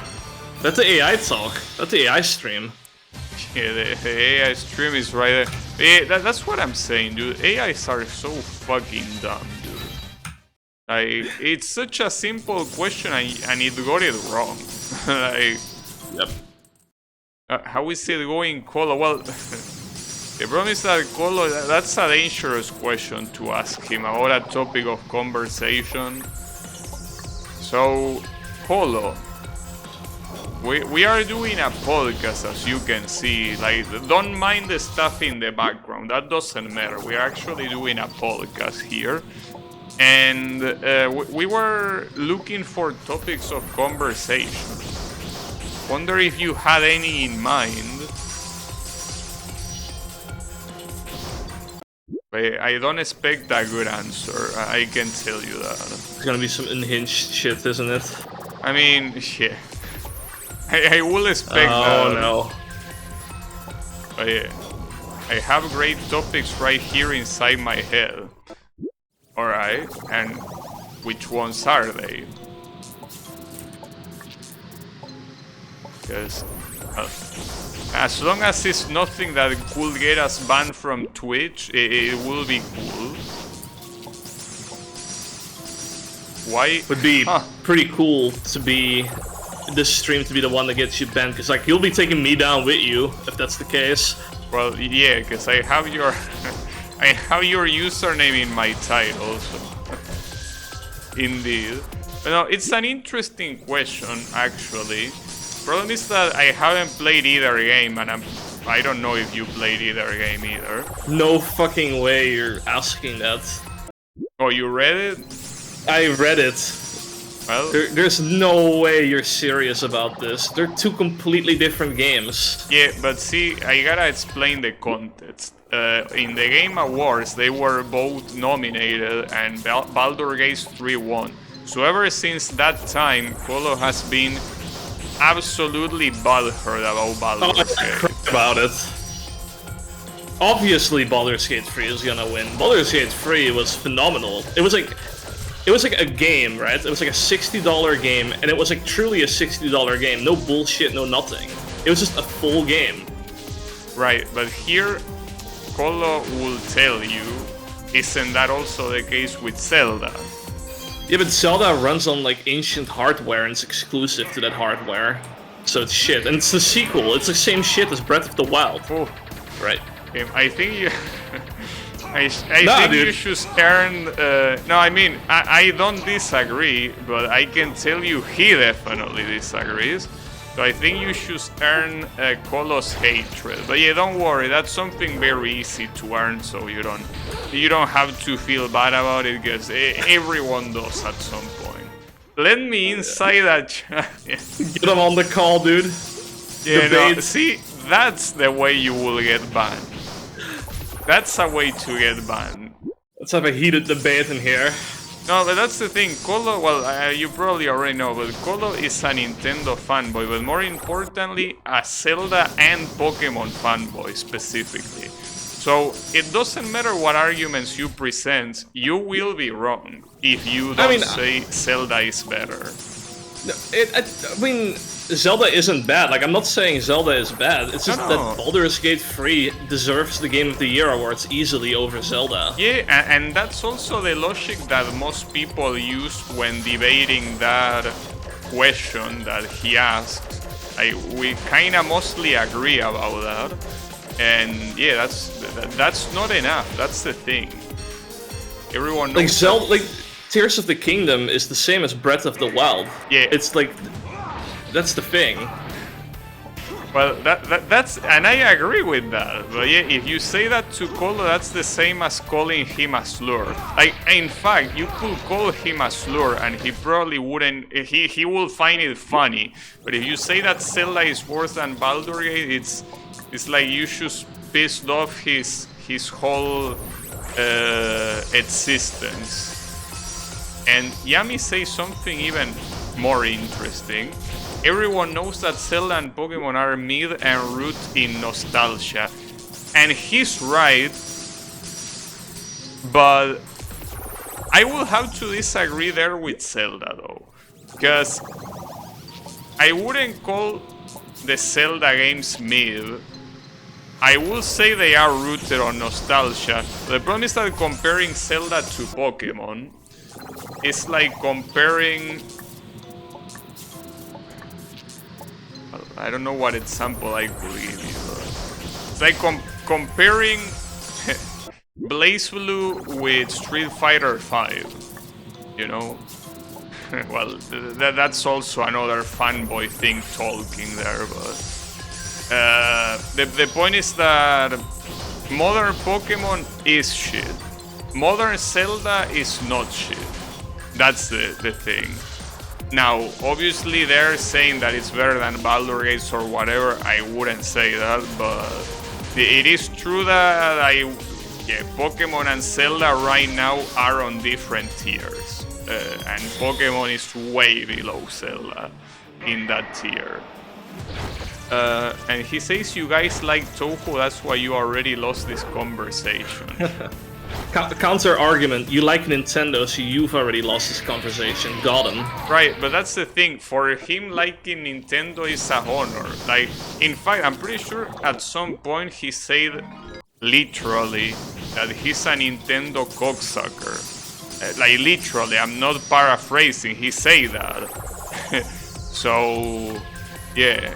That's the thing. He wouldn't take that as an insult. He would take that as a badge of honor. So yeah, I don't know what to tell you. Yeah, well, and he has Miyamoto. Well, I do agree having Miyamoto up there. But you gotta understand that Miyamoto is not particularly responsible for either Zelda or Pokemon. So I don't know how to break that down for you. I mean, sure, he might be credited, like he's credited in almost every Nintendo game in existence, even Wave Race. But yeah, your beloved Miyamoto is not particularly the one that made those games either good or bad, you know. It's okay. I guess it's a good topic of conversation to just shit on Colo and his taste. I will say it's very interesting indeed. But yeah, like the problem is that at some point it's a little bit redundant because it basically becomes a know you conversation, you know. But yeah, it's a little bit of an issue. Also, good luck, you got this. Oh yeah. Well, here is when the avoidance comes, right? Or can you still hit him? No, the other. No, he's invincible. Alright. So this is a complete avoidance. Yeah, it's okay. And after that, I don't know what there could be. But he makes a strong argument with the Toho thing. Well, I knew that Yami will side with him on that. But yeah, the thing is that here you are siding with someone that will disagree with you on 90% of the things, Yami. You are siding with a terrorist. You don't wanna do that. Unless you're playing. I was gonna say, here's a good content idea for the next stream. We should just not talk. We should just get Yummy and like Colo and everyone into the chat, and we should just let them talk and argue. And we'll just play the game in the background. I don't think that's a good idea, personally. That'd be like hours of content that way. Yeah, but the problem is that that will be an issue for me, because I feel like, I mean, well, if I'm allowed to talk too, then sure, but like one of the motivations for this is the fact that I'm able to distract, well, I guess you can distract your mind with what Yami says, but it's easier to distract your mind when you are the one talking or like directly listening, because there are a lot of times that I'm in a voice call with the voice, and sometimes they talk and I do something else, like, I don't know, like generate the metadata or the thumbnail for a video that I'm gonna upload to YouTube, and I don't pay attention to what they say at all. So I think that that's the issue. Like, even if they are talking in the background, I will be fully focused on the fight. And you might think that's a good thing, but no, I think that's a bad thing. Like, focusing on this fight will be the last thing I will want to do. You know? Yep, you're right. So, I doubt of your idea. Well, I also doubt of even adding Yami to the mix. I think that's a very dangerous thing to do. Wait, you know you play I Wanna Be the Guy fan games with Nintendo characters? Yeah. So? But I never talk shit about Nintendo, bro. But yeah, no, see, that's the thing. Arguing with Colo is like arguing with a hooligan, you know, like those people that are fan of football teams. You're right. So yeah, he's a Nintendo hooligan, so you shouldn't do that. But yeah, do you have anything other than Nintendo in mind, Colo? Like, surely, Nintendo, more like Nintendo. Yeah, got him. Indeed, Nintendo. But you say that you have great topics right here, and you say it in plural, so I will trust that you have something else in mind, right? Do you? We can talk about why Toho is shit. Damn, dude. See, now you make him mad. He's not gonna... Yeah. He's like that NPC that once you select the wrong option, he will repeat the same thing over and over again until like the day resets and you can talk to it again. But yep. Yeah, you fucked up the cutscene. Well, the cutscene, the option. Minus reputation. Need to build it up again. Indeed. We'll get him next time. Well, I mean, that's the thing. I will ask Copilot again, but that first answer was, well, it was useful, but it could have been better. Well, maybe you can ask Copilot. Maybe you have better results. I don't even know how Copilot works. It's downloaded on my Windows. No, but it came with Windows 11. But no, but you type Bing AI on Google, and the first result is Copilot. You don't need to install anything. Like, it's just a web page. I got it. Okay. God limit. Let me die for one round. Yeah, no problem. Also, worth noting that my theory about Mario is still correct. This is a Super Mario, Mario Paper boss. So yeah. Bro, co-pilot is yapping, dude. Yeah, well, that's what it happened to me. Like, I asked him for a random topic and he gave me 8 stuff, which is, in fact, he's probably gonna tell you the same stuff that he told me. That's the annoying thing.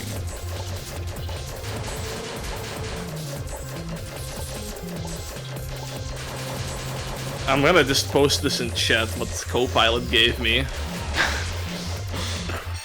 Hey, wait. How about discussing the impact of technology in daily life? The impact of technology in daily life. What a shit thing to talk about. Yep. Because what do you want me to tell you? What already is obvious? Like, yes, technology makes us, I don't know, more dependent of it, but it also makes things faster, makes us more connected. Yeah. Can you believe, like, we as humans decided to, like, get a bunch of metal, and then we just, like, zapped it with electricity and made stuff like I Want to Be the Co-op and stuff? Like, can you believe that we've come this far?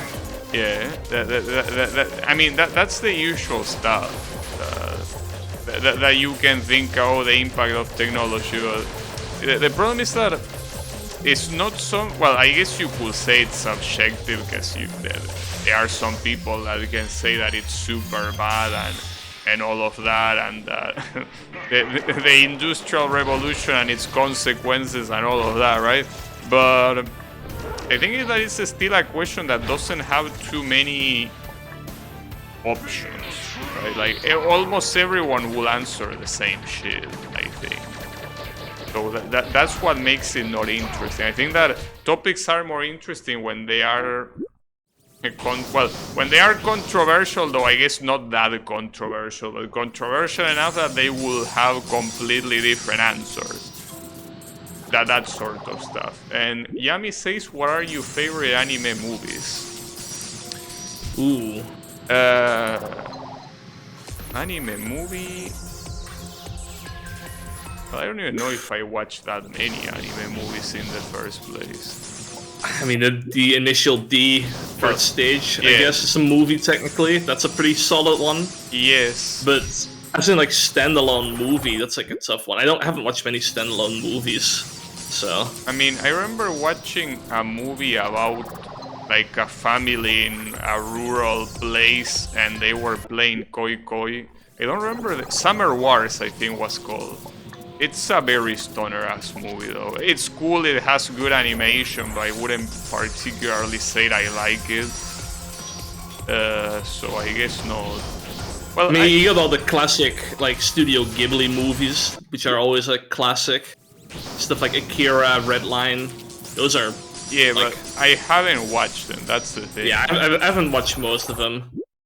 Like, I think when I was a kid, I watched part of Chihiro's Journey, I think it's called. Well, Spirit Away in English, I guess. And that's it. And I didn't even watch it full. I like what I saw, but I barely saw anything, so doesn't really count. Well, I watched the Dragon Ball movies, but the thing about the Dragon Ball movies is that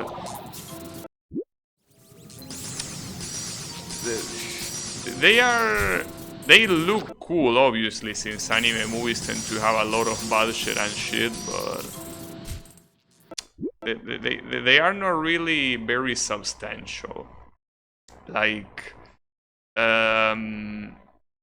I don't know, yeah, I don't know what to answer to that question. Like, if I had to say off the top of my head, I would say the last Dragon Ball Z movie, Wrath of the Dragon.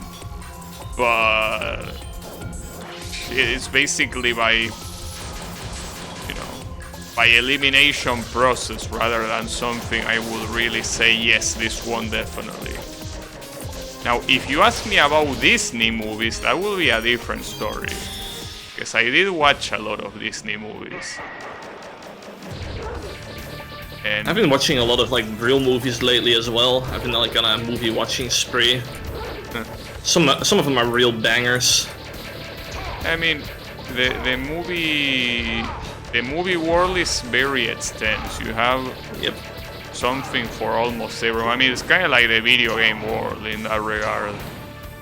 So it's very, very hard to not find something you like. But my issue with movies is that, well, I always say it, but I personally don't really prefer watching movies or watching anything really. Oh shit! We both made it here. That's the first time we've all made it into this thing. I need to react to this guy's bullshit though. Okay, the insta gives he essentially has. Like that.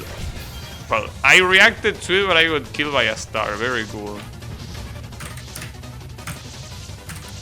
Now, Yami asked Colo what his favorite Toho character is, and he said Patchouli because that's how we call weed in Argentina. Yep. Very, very nice. Well, Patchouli is a good character though, and the favorite of many people also.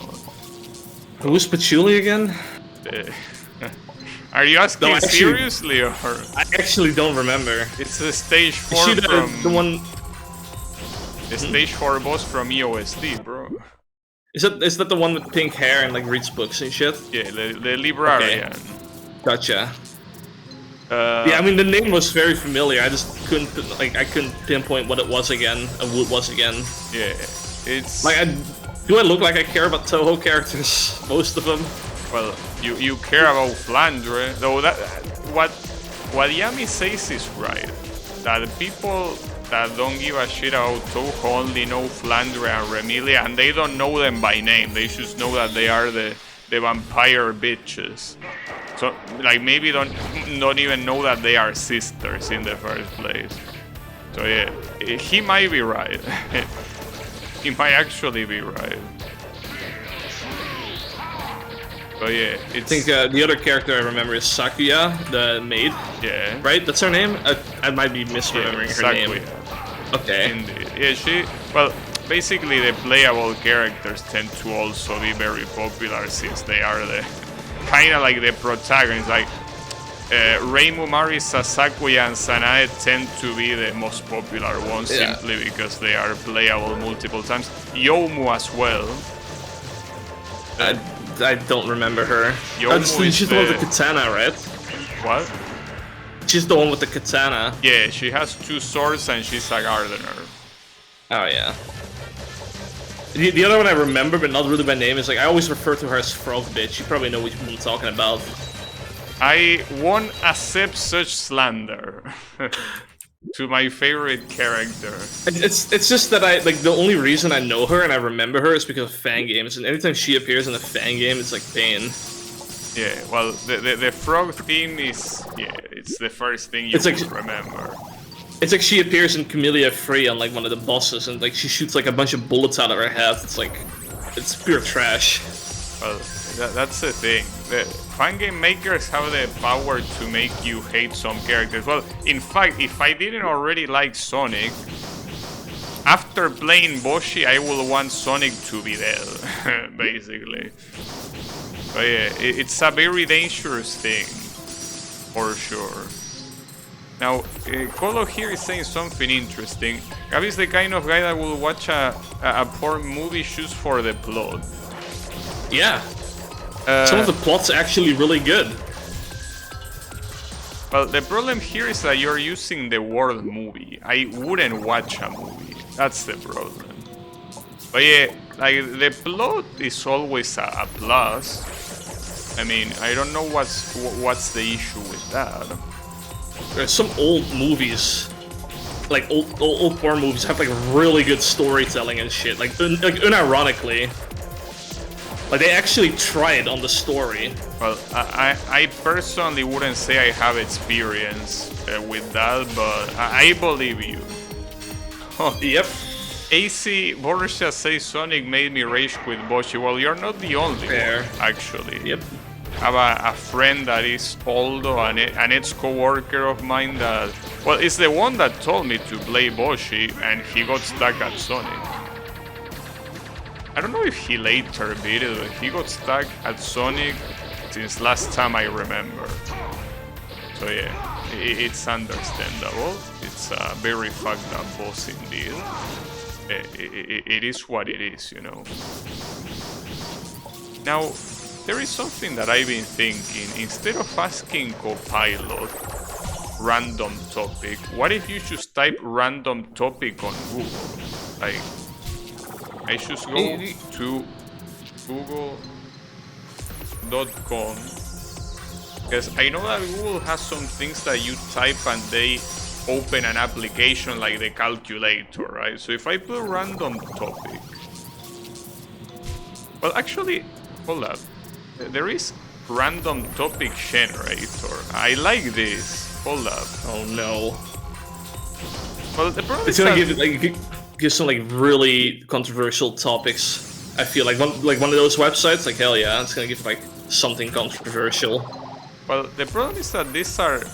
It says the same shit that the AI said, which is conversation starters. This one says, what's the most annoying habit someone can have? But then again, I don't give a shit about other people's habits. Yeah, I was gonna say I'm generally like very patient with people. Like nothing really annoys me unless someone's being like a genuine piece of shit or like genuinely being like, you know, like yeah, just being a piece of shit, I guess, or rude or disrespectful. Also, I'm bugged. Yeah, I was about to say, yeah. You don't share everything, but no. Yeah, hell yeah, dude. Without Luigi mood. special. Ibuki is the best Touhou. Ooh? Well, the thing is that, see, I knew that Yami was an actual Touhou expert because he called Suika by her last name. Good shit. I wasn't expecting that from you, Yami. You actually love Touhou. Amazing. Yeah, like that's not something most people know. Like you actually have to be a Touhou connoisseur to know that Suika's last name is Ibuki. So good shit. Very surprised on you.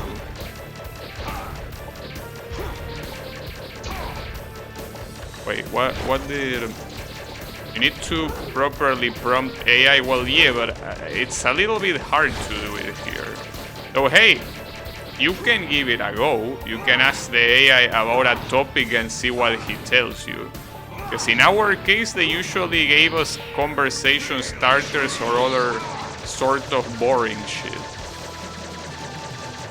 You know, well, that it still serves its purpose. Like, I cannot really complain that much, but yeah, I expected something more interesting. I was too close. AC Borja says Sanai's best girl. I don't know what her personality is like. I like her character in game, like how she plays, but like she could be like a huge piece of shit as far as I know. She's supposed to be the typical clumsy high school girl. She's a little bit dumb, but she's also half a god, so she's quite powerful. That's cute, I guess. Yeah, she's the typical, like a way to describe it, like the perfect word to describe it. She's a quirky girl, you know. Yep. But yeah, she likes manga and mecha and all of that shit, you know. But yeah. Yeah, I still stick with my favorite character being Itsuho, simply because of like she has the coolest game first of all, and she's like the coolest final boss. Like, yeah, the idea of it is actually sick. I can agree with that. Yeah. Using nuclear fusion to fight you, it's like, yeah, let's fucking go, dude. It is pretty cool. I have to agree. Though, yeah, in my case, unfortunately, when it comes to final boss in Touhou, to me the best one, and the reason why it's my second favorite character, is Kanako from Mountain of Fate. Like, that final boss, like, just one of those things that... I don't know how to explain it, but it's like a very fast fight. It's less streamlined, like it's less organized, kind of like other fights, even though it still has like non-spell and spell guard. I think that it's a little bit unorthodox, so it ends up being like you kind of feel like you're playing a fighting game. Like you're going one-on-one, because it doesn't feel like you're fighting against a boss that obviously have a clear advantage versus you, but like you're in a one-on-one situation. So, well, that and the music theme, I still think it's the best in Touhou. But yeah, I do agree that Utsuho is a very heavy competition, indeed. In fact, Utsuho got me into Touhou. Yeah, I mean, same for me. Like probably the same video that got multiple people into Touhou, which is the ultra patch for Touhou 11 and someone fighting Utsuho there. I have not seen that one. Alright. Maybe it got only me to Touhou, but yeah, that one. Yeah. No, I think the reason I knew about Touhou. I mean, actually, I learned about Touhou because of Flandre's theme originally, even. I think it was specifically through a fan game where Flandre appeared, or like a song at least, Touhou's song. Yeah. But yeah, what made me play Touhou, I guess, was Itsuho and Touhou 11. Yeah, it's a very common start. And yeah, AC Borsha agrees that yeah, Kanako is a very badass fight indeed. Very cool fight. No, what a piece of shit. I jump and a star spawned right on top of me. What an asshole. Yeah, I had the same. It was a bad trajectory. Yeah. Wow, that's too much text, bro. It's a lot of words. I'm happy for you, or sorry that happened. Yeah, pretty much. See, but like, that's the thing. You are not telling me a topic. You are saying generic shit as I expected from a shitty ass AI doing. Like, AIs are dumb as fucking shit. So, that's what you get, like very general shit. Like, no, when I think of a topic, I think like, for example, I don't know, what do you think about... Well, I guess for some people it's quite controversial. What do you think of Stellar Blade? That's a topic. For example, probably shouldn't discuss it, but well, I don't think there's much to discuss because I haven't seen it or played it, but that's what a topic is, something concrete, something that... I haven't seen or played it, but the girl is hot, so... Yeah, I really haven't even seen it. I mean, I've seen like some GIFs, but I don't know how the game plays, I don't know anything, so I unfortunately cannot say anything. What the fuck is a Stellar Blade? Well, I guess you got some googling to do. From the creators of Nike.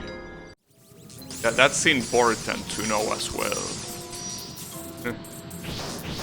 Well, from Nike I can actually talk quite a lot, but yeah, I stopped playing it months ago, so... Free from gacha, cured. It's just one of those games that it just has like the worst progression system possible. It's like everything else, like the setting, the characters are pretty cool, but the progression is so fucking shit. And eventually you get tired. And on top of it, it's a gacha, so you have to dedicate a lot of time daily, so yeah, it can suck a cock. He says, AC Warsha says it looks kinda cool. I'm assuming he's talking about Stellar Blade. Yeah, I mean, a lot of people compare it to games like Nier Automata or... well, or that, you know. I think they compare the character to Nier Automata primarily, if I'm not wrong. It might be. Well, because the character in Nier Automata is also like hot, right? So. Well, yeah. I was thinking more of the from a gameplay perspective. Yeah, that one is also true. But no, Stellar Blade is not a gacha. It's Iborsha. The one that is a gacha is Nike. Stellar Blade is a normal game. You can view it as a near automaton, essentially. Or Devil May Cry or Bayonetta or whatever, right? Like the typical hack and slash. Well, maybe more strategic instead of hack and slash, but yeah. I always heard it was kind of like a Souls-like. It could be. It's just that the thing about, well, it can be that way in terms of like bonfires and recovering items and all of that, but yeah. I think that when it comes to the combat, it might be more similar to hack and slash. Yeah. Because the thing about Dark Souls, I remember when I was in high school, like someone tried to sell Dark Souls, sell in the sense that like make me play Dark Souls, and he told me, like, imagine like Devil May Cry, but the movements are realistic. Right? That was the way to sell the game to me, and I thought it was a cool thing, because I mean, it's not like at the time games like that didn't exist, but it's just that it's the good mixture of everything, like having slow movement that, you know, requires you to think what you're gonna do and be precise, but at the same time you have very crazy RPG elements and a very, you know, diverse world as well. A lot of enemies, like it does so many things right. So yeah, that was. But it's funny because I never even knew about Dark Souls before I picked it up. For me, it was like I never knew about Dark Souls, and I saw it on sale on the Xbox store, and I was like, I just picked it up one day, and I was like, oh, this is a fun game, and I stuck with it ever since. I think I actually probably didn't play it because of what that guy told me, but I did play it shortly afterwards. Did you have classmates that didn't commit a felony? That's hard to tell, I gotta say. The thing about my classmates, because you might not know Draynoth, but a lot of my classmates just, well, they didn't give a shit about school pretty clearly, as most people in high school, as it is expected, but a lot of them, like, didn't give a shit to the point that they will just, like, smoke weed in school. Wow. Like, I mean, we had some pretty fucked up individuals, too, on our end as well. Yeah, I wouldn't say that, I mean, in retrospective, like, yeah, back then I thought that was super fucked up. Right now I think of it and I'm like, well, yeah, I guess it's what you would expect those guys to do. But, like, they didn't even wait until the school was over. They just smoked there. I mean, they didn't smoke in front of the teachers. They weren't that stupid. I mean, like they went to the bathroom and smoked there, and it's like, bro, you know that weed has a very strong smell. Like, you think nobody's gonna notice? Yep. But yeah, it is what it is. So yeah, I don't think. Well, maybe I do have a couple that didn't commit a felony. They were cool guys.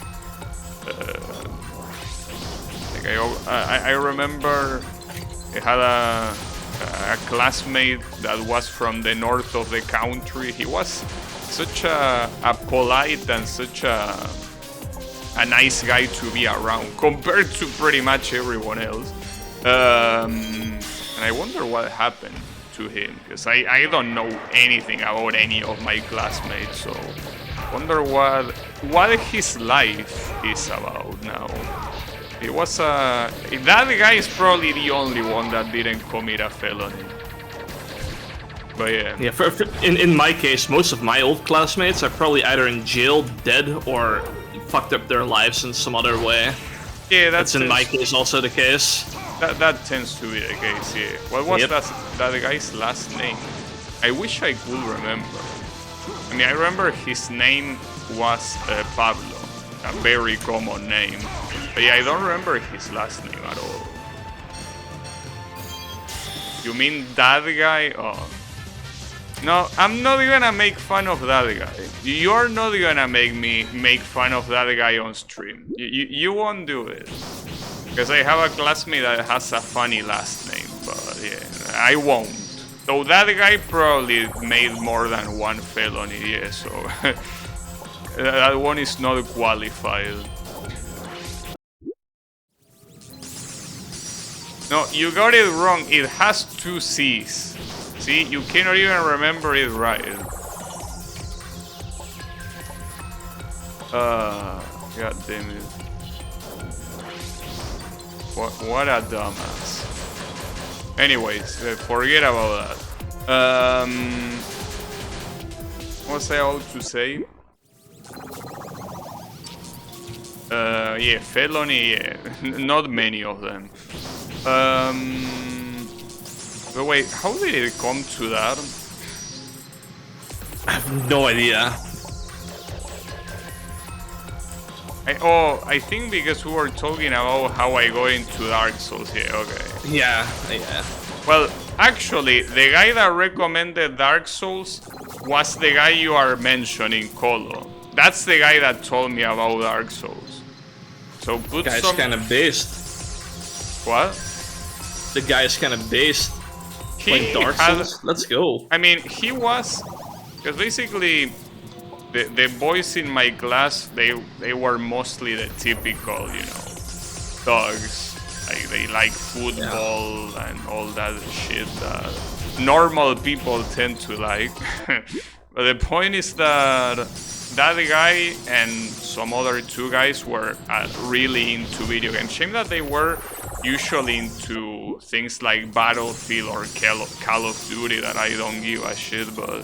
They were also into things like Dark Souls and stuff, and yeah, that one was... That was one game that I can share with him the taste, the taste of liking the game, right?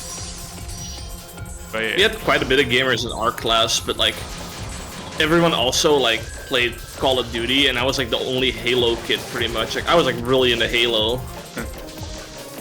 Yeah, no, when it comes to shooters, I wasn't. Well, unless you count Uncharted. Yeah. I remember you playing Warzone recently. Well, you remember wrong, because I'm not playing Warzone. I was about to say, can your PC even handle Warzone? Your FX? I don't think so. Probably not, since it's it's a battle royale, but like it has to load a lot of shit, so probably it's so unoptimized. I have a 4090 and mine can barely even run it. Well, but that's because it's one of those games that it's not optimized to use a video card. It's optimized to basically use the first core of your processor. My processor is really good too. Yeah, but that's like an i9 12700K or something. I forgot exactly which one it was, but it's a pretty high-end one. Yeah, but the thing is that in a lot of these games, if it doesn't have good single core performance, it might be the same as nothing. Because a lot of these games don't even handle multi-threading properly, so if your first core doesn't have good performance, well, you're not in luck. But yeah. It really sucks, but yeah, developers cannot optimize for shit, that's for sure. Yeah. It's a $1 billion company, by the way, that made that game, and they still can optimize it. Yeah, but it's Activision. Activision is probably one of the shittiest companies in video game... Well, Activision / Blizzard, they are the same garbage now. Like... And I'm still a goddamn idiot for playing their games. Well, the only time I played their games was when I played Heroes of the Storm. Which is my God, you played that? What? You played that? That's crazy. But I played that because we were like, hey, with my buddies played a lot of Blizzard games like Diablo and StarCraft and shit, and they were like, hey, if we can play a game all together, why don't we play this one? And we played it for a bit, and yeah, I learned that MOBA games fucking suck. So yeah.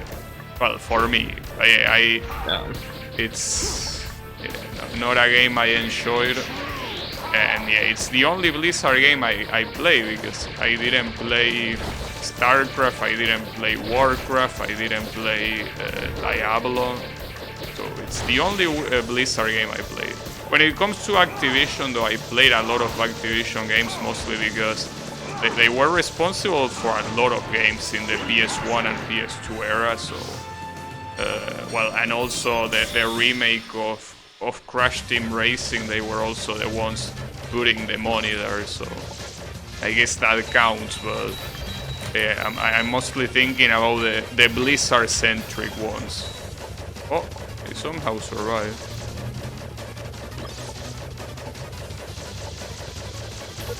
Oh, I still believe that Dota 2 is the only good MOBA. Well, a lot of people have, like, even if they don't like MOBAs that much, have a lot of respects for... Wait, this is lagging. Like, that was struggling to pass those bullets. Well, I still survived though. Hey, let's go. And now what? Gosh, what an asshole. Okay. What do you have now? Oh shit, Boshi. Well, that's unexpected. I'm assuming the bullets need to know. Wait, how do I kill this guy?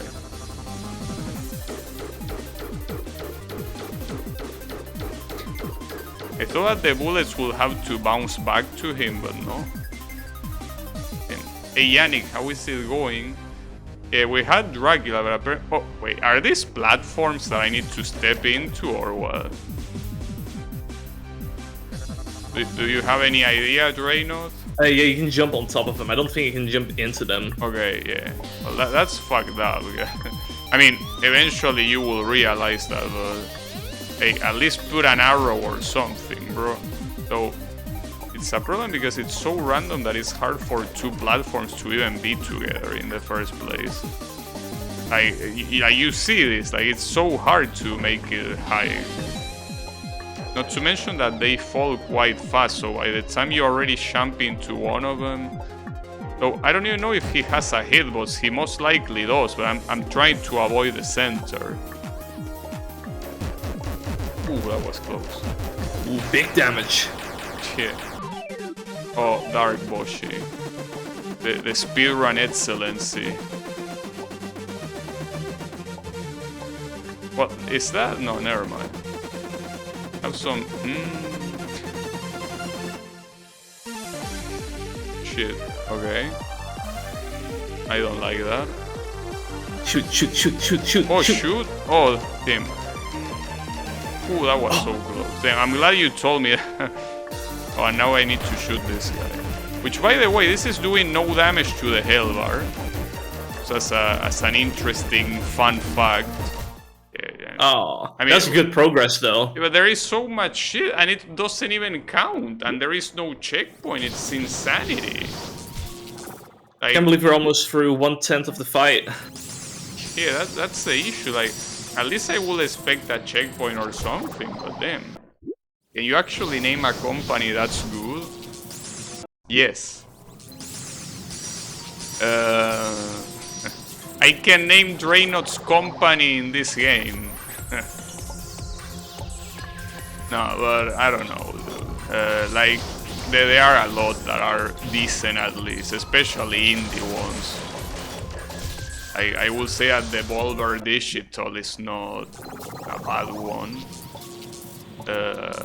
I don't know what else, like...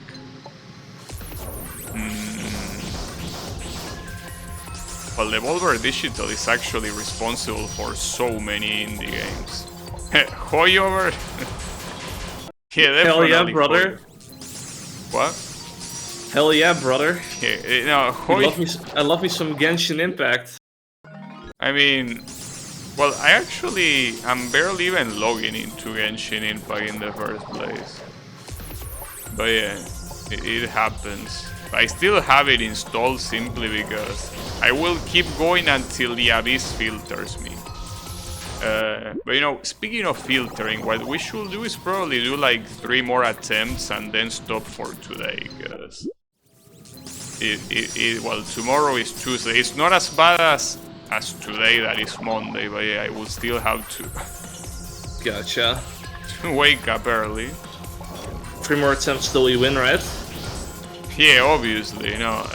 Well, we could make 3 more attempts to Dracula. Like, that might be a better idea. Well, I don't know actually if it's gonna be a better idea. It might not. But yeah. Well, look. Let's do 2 attempts to Dracula. I think that's fair because that can be like 10 attempts or more. Yeah. Like actually that shit that showed up later is kinda discouraging, I gotta say. Because having long phases that don't even contribute to the health bar is fucked up. And especially the RNG in that bossy fight with the falling spikes. Like, not only you can get hit very easily by a falling spike, but you also can struggle so much to get up there and deal damage, you know? It's one of those things that it's gonna be hardcore. I guess you weren't kidding when you were talking about the plans for the weekend. Yep. This is gonna be my whole next 2 weeks or 3 weeks or something, so... Well, I surely hope not. I mean, not because I don't like the co-op streams, but... It will be... At that point... We'll come back to this like every year, like Wings of V. Problem is that... Well, I guess it applies to Wings of V too, but it is so muscle memory dependent, you know? Yeah. But yeah, with Wings of V it's the same shit.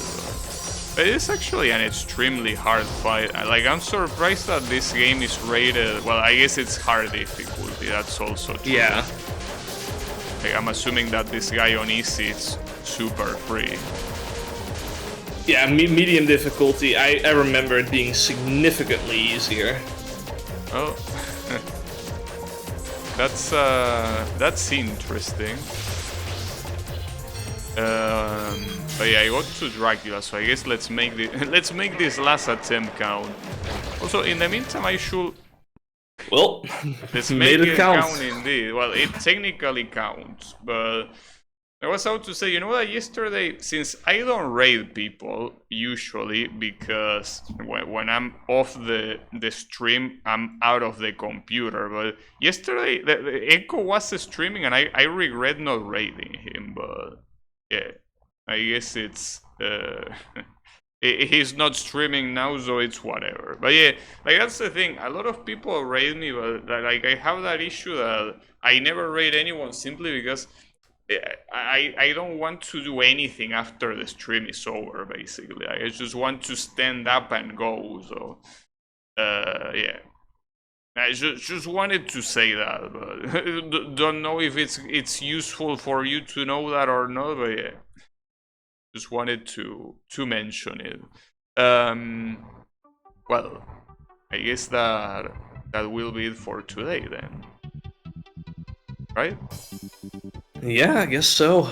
So, well, tomorrow, I still don't know if we're gonna beat it tomorrow, but I will try to think of conversation topics for this podcast, obviously.